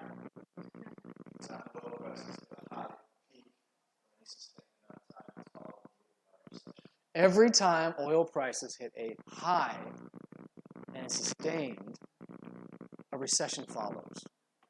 Remember what I said about the economy? Energy is the economy. Low energy prices equal a better booming economy. Exact opposite is true. Let's look into the future for years. We're going to get taxed out the rear. I hate to say it. I'm preparing for it. Like, It's gonna, if you get audited, God, I feel for you. That's gonna suck, especially these next few years, right? I would encourage everyone to get a good accountant. Number two, there's gonna be higher energy prices, right? Who has ever heard of a nation being taxed into prosperity? Yeah. I ripped that off somebody smarter too. So that combined with high energy prices, combined with high prices on food and everything else because we got shortages, what's going to happen to the let's trace the cord back to the wall again. They're not going to have a ton of money. What's going to happen? And then the companies are going to go down because their profits are going to go down because people aren't spending as much. Then jobs are going to go down. Then lenders are going to say, hey, you don't qualify either because you don't make enough money, you don't make any money, or your debt-to-income ratios are too high. Your food budget just tripled. Well, they take that into account, right, when you're getting qualified for a loan. It's going to be bad, and I am not betting that the economy is going to go up in the next few years, okay? Great observation. You'll notice every time that energy is high, we go into a recession. High energy prices create recessions, okay? We're going to go into a few real quick. All right, we're going to go backwards. GFC, Great Financial Crisis, okay? This is the 2007, 2009 one, depends how you count it, right? This was not just a housing, everybody says it's a housing crisis. Look at the stuff, everything went down. Stock market, everything went down, right? It was a crisis that was undergirded and mostly caused by housing, but it affected everything, okay? What happened to oil prices? I remember I had some engineer friends back then, and he was so happy because he was in the oil and gas industry, and he called it the golden years when oil like hit 150 and everything. He was so happy he had job security, right? Oil goes up, it causes a recession. About halfway through or something, it tanks, like everything. Again, recessions push everything down. There is no silver bullet. In a recession, give it time, everything's going to go down, okay? And then 6 months later, oil gains about 50% of what it lost, right? This is just the cycle. We'll see it, okay? So with high gas prices and everything, we're going to go into a recession. Oil is going to be high. Just you wait this year, right? Next one, dot-com bubble. This was a little different. Oil prices went high, but then something happened and they started to go down low before the actual recession happened, okay? And again, this is kind of like tulip mania, if you've heard of it. I'll let you do some research, but that's the dot-com bubble. Persian Gulf savings and loan crisis. This is the one in the 70s. We got two people that are around this one, right? So there was an issue in the financial sector and issues with energy supplies, right? What are we having today? Let me ask you this. How many of you have heard the news about Wells Fargo? They just released it this week. They're backing off lending for homes. They're backing off their home loans. Wells Fargo, I don't know how many people have seen the foreclosure list, but they're on there. Okay, there's a lot of Wells Fargo loans on there. Then in douche bank for some reason. But Wells Fargo, who used to lend to, I don't care, you have a pulse and a 600 credit score, here's your money, says, hey, we're going to pull that back a little bit. Why is that? Well, maybe they see what's happening in the future. They can kind of predict these things, right? They run a big business. They have a lot of knowledge. Number two, maybe the same people that were there or in the organization were the same ones that survived 2008. Maybe. But my point is, these are little tracks that we're seeing that we can look back and say, hey, what's going to happen in the next 6, 12, 24 months? Because let me ask you this. When you guys buy a rental, I think we all want to be just like landlords, just have hundreds of houses and just be on the beach all day or something like that. How many of you want to buy rentals and hold them and have them cash flow? I think we all do. How long are you planning to hold that rental? Well, I would say never, right? I'll get into that in a little bit. But typically, we're going to hold them for quite some time, right? I'd say maybe 5 years or plus, okay? At the least 2 to 3 years, at the least. Sometimes 10 to 25 to my kids will have it, whatever, right? My point is this. When you're looking at investing and buying, especially buy and hold real estate, or really any asset, you're not just going to buy it for 6 months. You got to look 2 or 3 years. That's what I'm trying to encourage you guys to do. Let's look. Let's see what the tea leaves say now. Where the compass is pointing now. Let's see what happens. Is going to happen in 2 or 3 years. All right. So Persian Gulf savings loan crisis. Same thing that we're struggling with now. Financial issues. High energy prices. Middle East embargo and the Iranian Revolution for crude oil prices.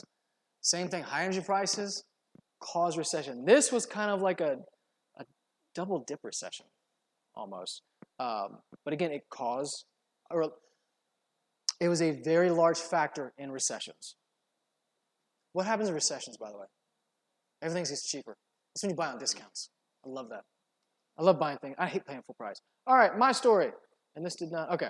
So So hopefully the last few stages I've demonstrated, hey, why energy is good to invest in right now. And as we go, possibly, as we're at the height of the crest, and we may be looking towards a downturn, right? I'm going to tell you my story. Burr. Who knows what the Burr strategy is? What is it? Just say it out loud.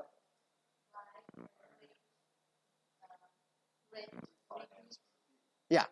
Buy, like a pirate. No, rent, rehab, refi, right? And whatever order you can do that if they'll let you refi it before, whatever. But my point is this: you're going to buy with a hard money loan, like pay 10, 12, 15%, whatever, right? You're going to rehab it, you're going to refi it, and you're going to rent it out, okay? And that's going to be your buy and hold, okay? And that strategy works really well. I actually did it before it was a thing with the house in Katy. The ARV at the time was 100. This is a 3-2. It is actually about a block from what's the California chain? It just the burger chain? In-N-Out.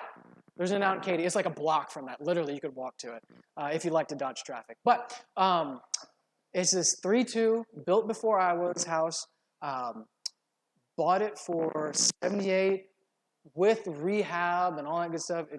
When I refied, it was about $100, $105, right? The ARV at the time was $145, $155. Okay. I saw the kind of the writing on the wall, and I didn't know when. You never know when the hammer hits, right? You never really know. You just know the swing is coming. Okay. So I got kind of spooked about in 2021. Sold it late summer, right?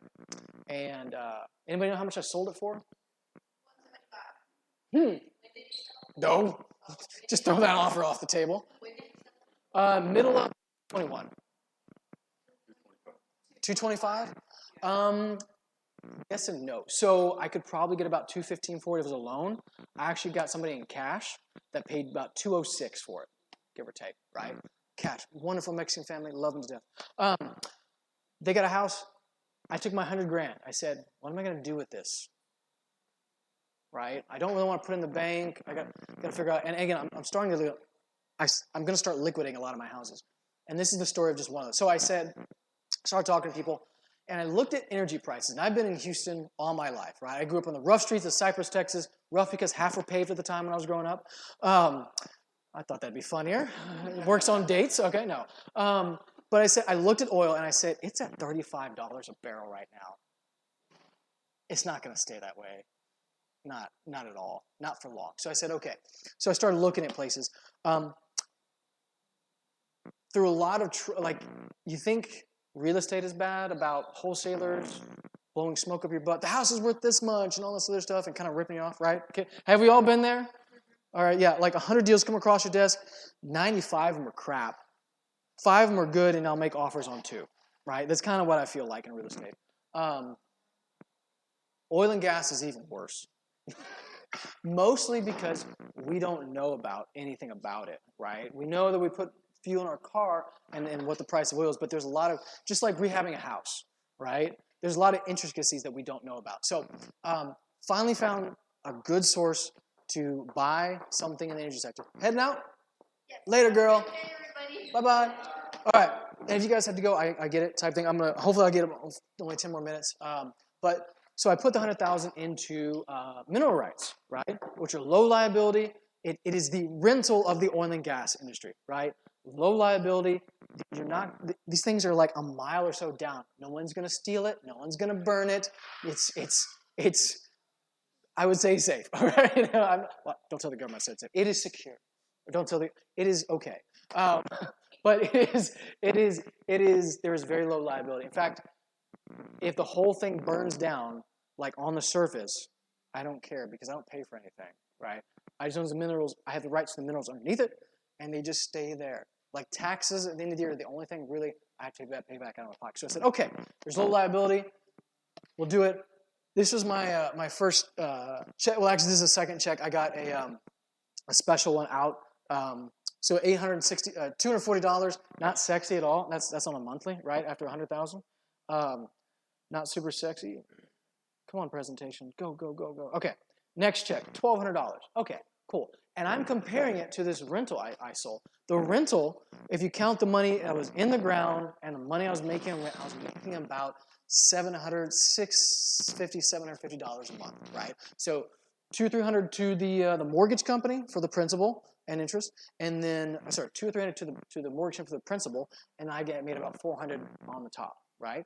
So I'm comparing these two things. I'm saying, okay, I just went from making about $750 a month on my investment, taking the cash out of that, putting it in this, and now I just made a $1,200 check. Okay, that's cool.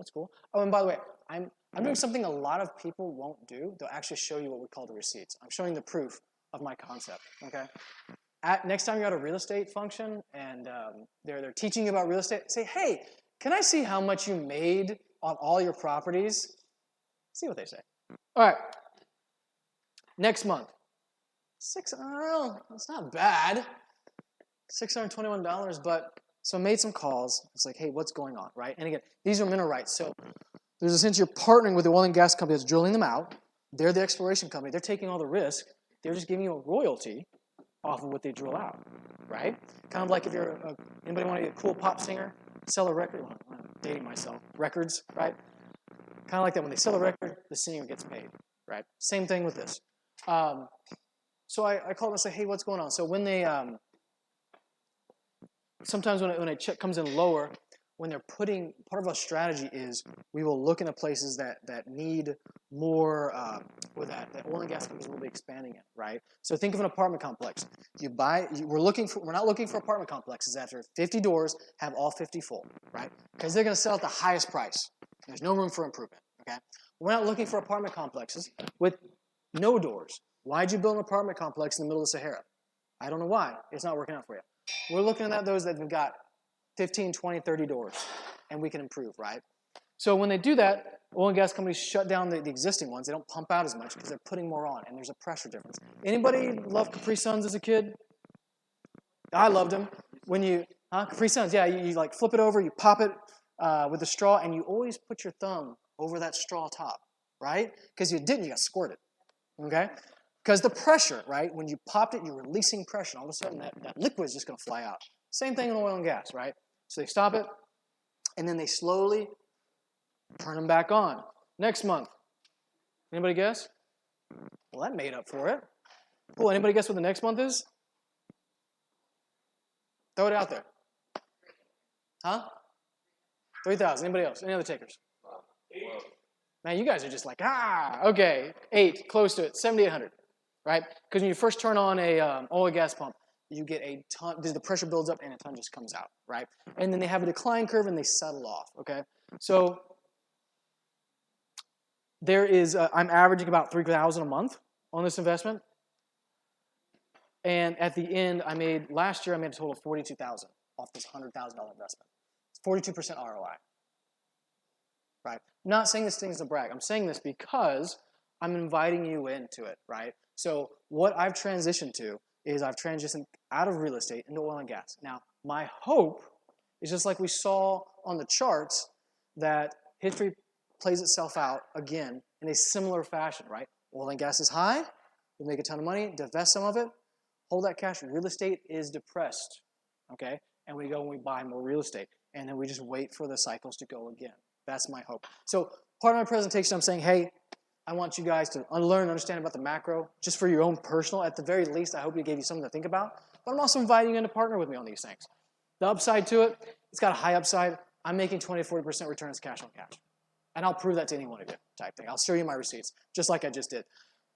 No liability. Again, it's in the ground. You don't have toilets. You don't have tenants. You don't have anything. In fact, tenants, the oil and gas companies on top of it, are multi-million-dollar companies, if not billion-dollar companies, okay, they're not going to go under tomorrow. Inflation protected, recession resistant. It's a hard tangible asset. What do I mean by that? Well, if inflation goes up, people are going to start spending more, right? They're going to start spending more on gas, on vacations, things that use gas, right? So the price of the pump's going to go up. So your funds are inflation protected because as inflation goes up, so does the price and so does your yield. It's recession resistant. What do I mean by that? Well, everything goes down in recession. Just give it time. But there are some things that are recession resistant, like my insurance agency, right? That's very recession resistant. I don't care if you're in a recession, you're going to need insurance. Now, some of my clients might not pay because they don't got the money anymore, but there's going to be a lot of them that do, and a lot of them that they may change their policy. They're going to keep it with me. I'm going to keep getting commission with it, right? Same thing with oil and gas. One sec. Same thing with oil and gas. If you have a job during a recession, are you going to stop driving to it? No, heck no. You're going to get there early if you can. Like, yeah, keep me, supervisor. I like to eat type thing. Are you going to drive to that interview? Yeah, you're going to keep doing it. Will oil and gas go down, as we see in the chart? Eventually, yes. But then it pops. Give it some time. It'll pop right back up. You had a question? Yes. So you're basically a lot of this on like current administration, Not just on the current administration. There's a lot of other items, but I don't have time to go into all of them. in 2 years, there's another election, right? Yeah.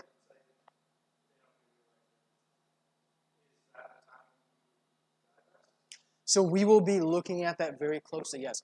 Two things on that. One, how'd the midterms go for the Republicans? Not as planned. And again, I'm political here. I'm not pro or against anything. I'm just telling facts, right? It did not go as planned, okay? Everybody thought it would be a red landslide. It wasn't. It was more like a red rain, like drip or whatnot. I don't know how you want to say it, but it wasn't what people expected.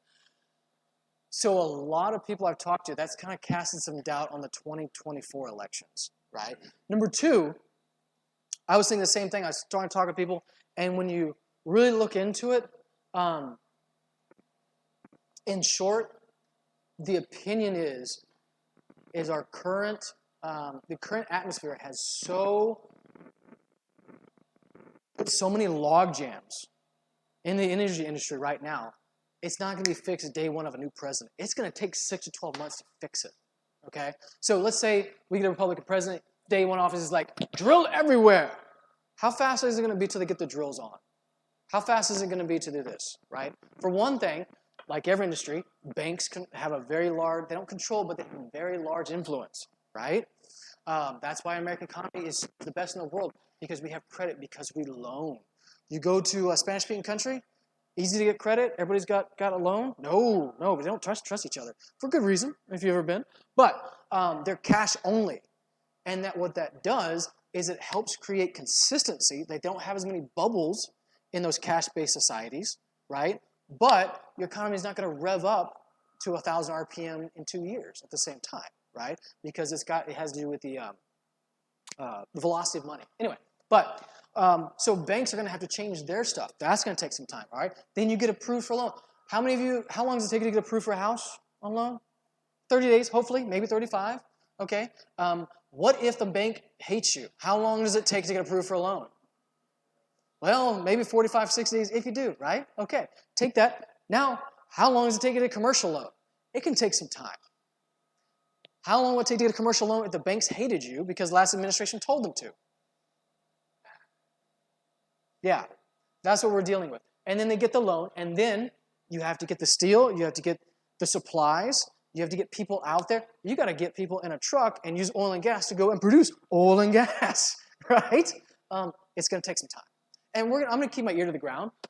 There are, in all my tracks, I've got some that I'm like, I'm probably never going to sell this. Again, I never say never, because I had a house that I sold in Katy, Texas.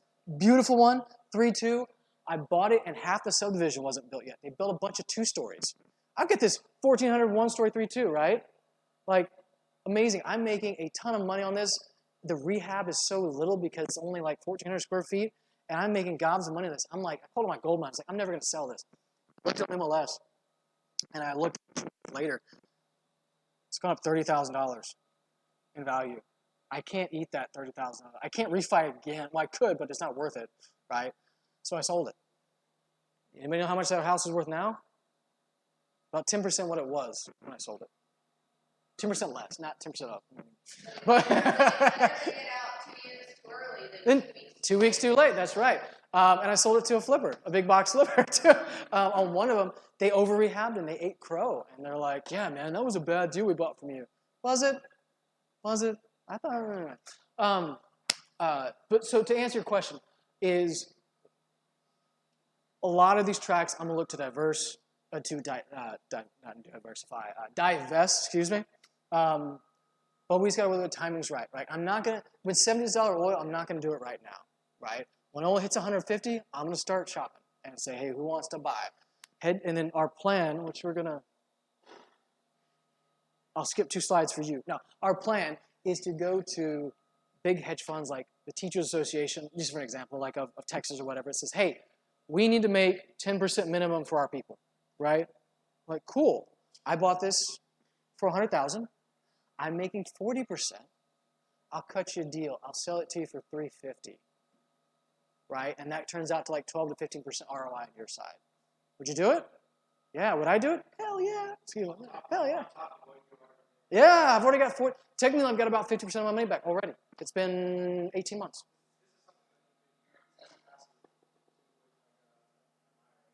Yeah, so you're skipping slides. Good. So you had a question. I'm gonna, we'll cover that. Yeah. How are you qualifying the land? So essentially the life cycle here, you look for land, get the rights to the minerals, and then you sell it to a big company. How are you finding the land? Yeah. All right, we'll get to that real quick. All right, so truly passive, zero work on your side. For my partners, you're going to get 13 sheets of paper, 12 checks, and 1 end of year statement. Okay. I've already got several big dogs as partners, and they're getting their checks. I'm going to answer your question this one. But wait, what are the risks, right? And I'm going to go into this. Some of the risks, because there's always risks. We have a thing in the industry called buying a dry hole, right? That's where they're like, hey, let's drill right here under this fine establishment. Let's look for oil. Well, there's none. And you just spent a few $1 million drilling a dry hole, right? Same thing with mineral rights. I could buy the mineral rights under here if they'd allow it, right? If they'd sell it to me.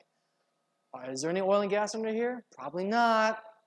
I'm not going to take that risk. So what we do is we buy areas that are proven, developed, and producing, right? PDP, proven, developed, and producing. So in other words, the people we're buying from are already making checks from the oil and gas company. There's no doubt that there's oil here, right? And we've got the backing of geologists and some landmen too to show the things on there. The next question comes from that. It's like, well, why would they sell it to you if they're making a check from the oil and gas company, right? Why would they do that? At least at a decent price, right? So let me ask you a question. When you're buying a house from somebody, why would they sell it to you? Ready to get out, number 1. Number 2. Huh? Need money now. All right. What else? Say again? Houses cost money. Okay, so there's income. There's liability, right? Like, hey, I have a hole in my roof, but I didn't pay my insurance to James this year, so I don't have any, and I can't afford like a $14,000, $15,000, $18,000 roof, right? And I'm tired of this leak on my head, right? There's liability, so I'll sell it to you, right? In minerals, there's no liability, but that's a good answer, right? That's a good answer why people would sell their house, right? They're in need. That's another great way to say it. With minerals, there's no liability, so it's a little different, but thank you. I feel like bad. Are you good? No, I'm just waiting for Okay. Like, what is the downside? What is, yeah, okay. So we buy from people that, one, are not as suave in oil and gas as we are. In other words, they're getting checks, but they've gotten this land from their pops, and they just kept it. They just get checks. They don't know why. They don't care why. They just get a check every month, right? They don't know. Just we talked about permits, right? Oil and gas works similar to real estate. If an oil and gas company wants to go to put a drill on some acreage, they have to permit it with the authorities first, right? That's public knowledge. If you look it up, you know where the right places to look, right? Or if you some things are pay to subscribe, but you know where to look, right? So we can look at a plot and say, hey, we've got 6 permits pulled for 3 or 4 different oil and gas companies. We know in 6 to 8, 9 months, there's going to be 6 more drills, or there's a really good chance that will be, right? All right, so we'll go to you and we'll say, hey, we'll pay you a decent amount for what you're making right now. You know, it turns out 10% for us or whatever on the yield. And they'll be like, $12,000 for my acre? cool, I'm only making like, $600 a month on it. That's like 2 or 3 years. Sure, let's do it. And then we make the deal, right? Some people, they've had it in their family forever. They're in their 90s, and they're like, hey, it's time to sell, and I'll just, instead of my kids fighting over it, I'll just divvy it out, right? So there's a variety of reasons why people sell, right? But the bottom line is we're going to make sure it works for our numbers. We're not going to buy anything that is not going to fit our fundamentals. All right, exploration companies not drilling and or stop drilling, right? This is kind of the same thing. It's great to have minerals. They're great income producing, but if oil and gas companies aren't drilling out, we don't make a royalty, right? So one, we've got ones that are proven to producing. They're already producing right now. We know that some are going to expand, but when oil went negative, right? And people, you could literally get paid to house oil at your house in a sense, right? Did you still fill it? Did you still have gas at the station? Yeah. Did we ever have a shortage or the oil and gas companies just shut down and be like, we are out of the oil and gas business forever? No. What happened is the rig count went down. It went down from 1,100-ish down to 400 after everything, right? So it went down by like 70-ish%, give or take, okay? Remember we talked about in a recession with people laying off, with companies, they're going to pick their best producing stores and they're going to close the rest. Oil and gas companies are the same. They're going to pick the best producing rigs that produce it the most efficiently for the price that they're paying, that they're putting in, and they're going to lay down the rest, right? It's cheaper to lay them down than it is to put them back up, okay? So what do? You go identify those 400 that were up in the U.S. when oil and gas was doing really bad, and you say, okay, I want to, if possible, I'm going to make sure. I'm going to borrow this coffee cup. Make sure that I buy minerals under that one that was up in 2020 and 2021. Okay, it's probably not possible to buy all the minerals underneath it, but we're going to buy pieces, and they'll be part of the package if we can fit it in. So we make wise decisions like that. What if prices go down, recessions hit? Well, you don't have any tenants not paying. You don't have to deal with that. You just make less of a check, right? Now, in our strategy, we're buying for a certain price point, right? And then oil and gas companies are putting more in. So we're making more of a yield. So instead of saying, like this year on that one track example, I made 43%, right? Next year, the decline curve I'll probably make 30 to 35% next year. If a recession hits, I'm probably estimating making 15%, maybe 10 at a low. In the middle of a bad recession, if your investments are yielding you 10 to 15% when your friends are scared, worried, or lost their job, I call that a win. All right. I'm running low on time. I'm going. All right. Can I get a 70%? How do you value this? I'm going to go this real quick. So there's residential and there's commercial ways. I'm guessing none of you were doing real estate 30 years ago? My point is, how was it done? Without the wonder of the internet, I mean, like, I can look up MLS. I can look up HCAT. I can look up a Zillow and then take 20% off and know the actual price. We can look that up now. How did they do it back before the internet? Well, I'll tell you, they had this big fat book that they manually updated and all that. My point is this, oil and gas, for the most part, and you had to go through a realtor or someone else. You had to pay for the information, right? For the most part, oil and gas is still in that, right? You can't just go on a website and be like, I know exactly all the numbers and how much and the valuation, everything like that. You're going to have to pay to play, and it's not cheap. I'll tell you that right now. You hire landmen, you hire geologists, and you hope they're going to give you their money's worth. If it's a friend, yeah, I hope, if they work for free, cool. I'll gladly hire them, right? But you have to pay to play. So you can look at it that way, and you can also have to figure out, hey, landmen, they don't count ducks. They don't count all these other things. Like, going to a landman for oil and gas is like going to an investor for a price. I'm only going to give you 70%. Minus repairs type thing. Or you can do the commercial thing. How many know what cap rate is? Basically, it's how much you put in versus how much you make, right? ROI. They want you to know your return on investment. That's the better way to do it, in my opinion, right? So if I'm making a 10% on a rainy day, on a bad day, with highest of like 30 or 40%, I call it a win. That's how we value these things. We're not going to buy anything that's not going to yield an estimated 10 to 13%. Okay. How do we sell it? Well, how do you sell a car? How do you sell anything? You go out, you find a buyer. the way I write the joint venture agreement, you can sell it to anybody. I am going to manage it for you. I'm not going to be able to sell it. It says in bold, without your written permission, right? If you can find a buyer that will pay you more the next day, do it. Sell it. I don't care, type thing. I'm going to keep my ear to the ground, and I'm going to tell you, hey, I think we should. This is a good time to, or just, keep it for a while, type thing. But in the end, it's all yours. I'm happy to give you a first offer. If you want to sell these things, you're like, hey, James, I hate this. This is not for me. You want to divest. You're like, hey, I got a big wedding coming up, and I need to, whatever. I don't care.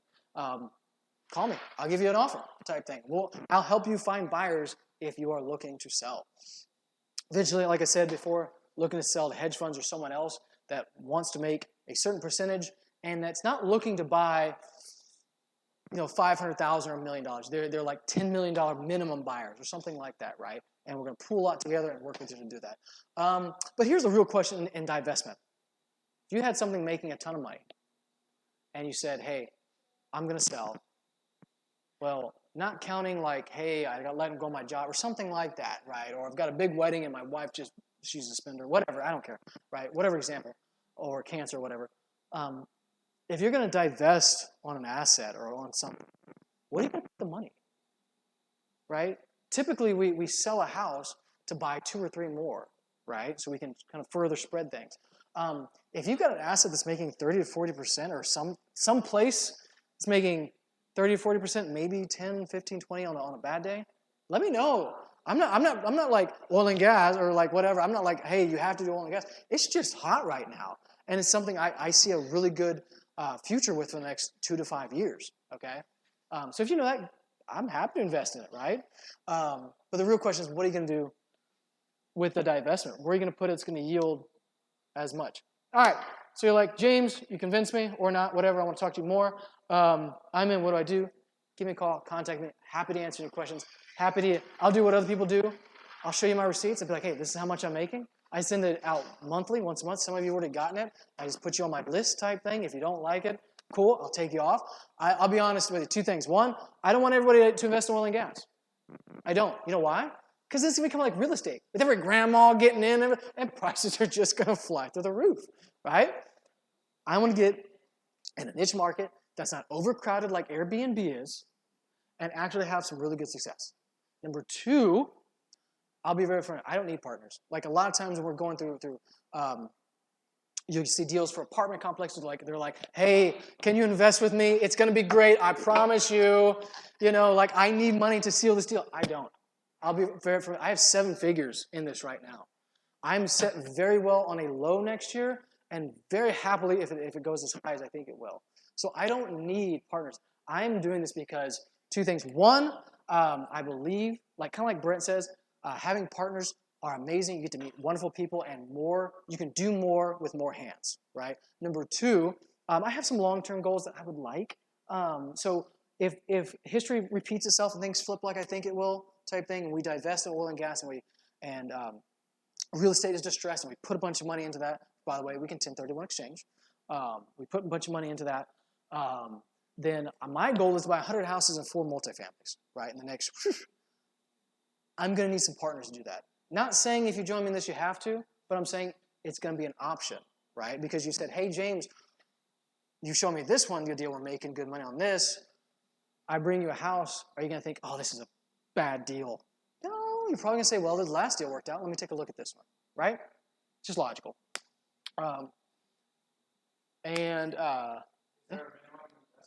Yeah, $25,000.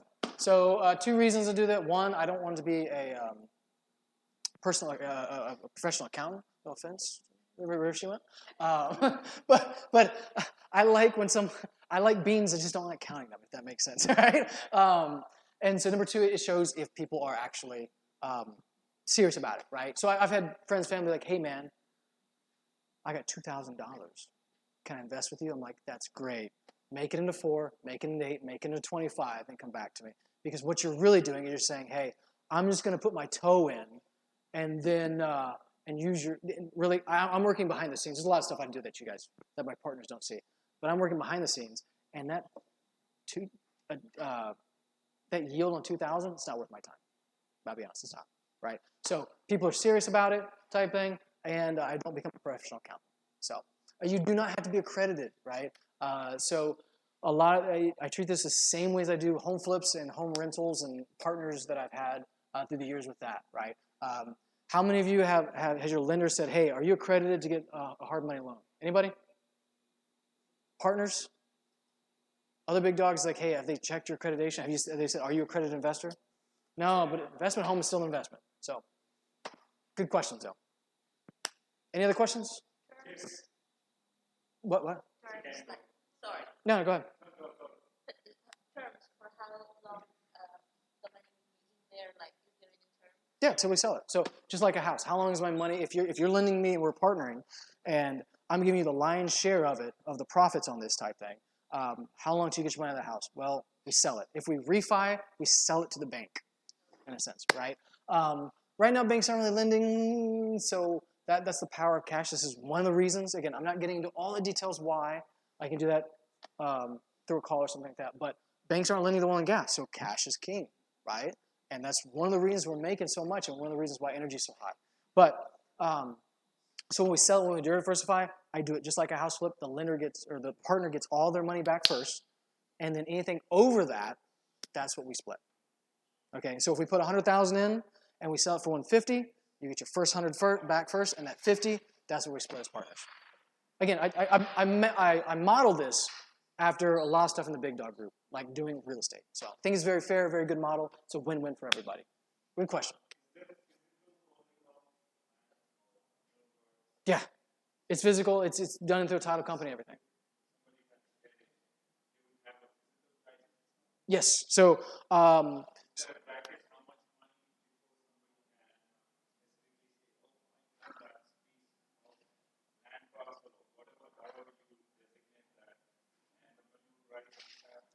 yeah, once we buy it, you can say, hey, I own it. Now, this gets into more, but it's all fractional ownership. So this is a little bit of diversity, right? So let's say we're buying, real quick, so it goes by plots, right? So there's like, let's just say a 10 by 10 plot, okay? And in that 100 acres, we might go to a guy, and he might own 15 there, 2 here, 7 here, 1 here, and half an acre here, right? So we're grouping it together, and let's say you put enough to own 1 acre. You're owning 1 acre of all those 20 acres, right? So you're getting a piece of all of that. So it's fractional. So I like as it diversifies a little bit more. Mm-hmm. Yes. So it's not a share. No, you actually own a fraction of the acreage. So let's say we've got 50 acres. You buy one. You own 1/50th of every acre that we have, percentage-wise. Does that make sense? And you get the addresses to the acres.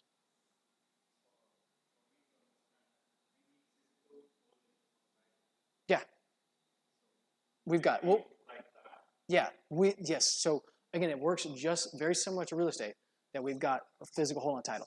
Will you be the holder of the title? I'll be up front. Let me ask you this. Do you want to, if an oil and gas company doesn't pay, do you want to hire the lawyer? Do you want to go to Oklahoma or West Texas for like 3 weeks?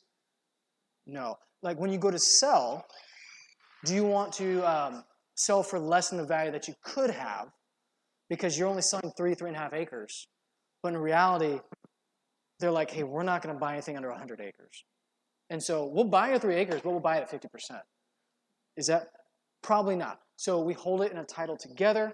I give you the paper trail. I'm not scared of that type thing. You're going to get the addresses, and we're going to sign on it at the same time. So does that help? It is not joint. It is not joint, but it is set up in a way to where my partners don't have to go to Oklahoma or anything if anything goes wrong. Okay? Not only that, but if someone else, let's just say everybody on the side of the room partnered with me, and so did you, right? And one of them had death in the family, caught cancer. They're like, hey, we have to sell. And they have to sell fast. And they have to sell their 3 acres or 10 acres or whatever. They're not going to get the best price. What's going to happen if they undersell that acreage? What's going to happen? It lowers everybody else's. So we've got a setup to what we do is we can sell it in-house. MLS, the oil and gas MLS doesn't see it, just like an off-market property. And so the valuation stays high. Good question. Anything else? Yeah.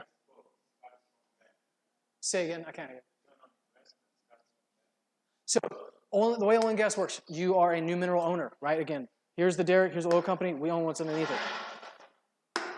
They could be paying out up to 800 people a month, 800 mineral owners a month or more, right? So the state says they have 6 months to start you and pay, right? This is how it works. So they owe you every drop that they pull out from you, an owner, but they have up to 6 months to get you in pay. After that, it's monthly. So typically, there's a 6-month waiting period. Sometimes they'll pay it month 3 to 4 or whatnot, 5, it depends. But after 6 months, you're going to get all the money back from that waiting period, and you're going to start a monthly pay as well. So you get a check every month. A royalty payment, yes. It is. There is a tax incentive. It's like 10-ish, maybe 12%. Talk to your accountant because it's a non-removable resource. Talk to an accountant. Yeah, that's not my. She's gone. No, but that's the way it works. Now, another thing is this: when they pull it out of the ground, they don't just sell it, straight from the ground. They have to send it off, process it. That takes 2 to 3 months. For oil, gas it depends what it is, and they sell in the open market. That's when we get paid. So there's a little bit of a lag, but we make sure to get everything we pay once we hold title. Good question. Okay. Anybody else? All right. Well, thank you for coming. I hope, at the very least, I've enriched your mind, helped you understand a little bit about macroeconomics, made you think about things, made you trace that core to the wall. And if you're scared, don't worry, you're not alone. All right. And if you'd like to join me in something that I think is going to be really profitable, I've got receipts to show it. Cool. You've got my contact information. I'll be here to answer all your questions. And I hope you guys have a great start to your new year.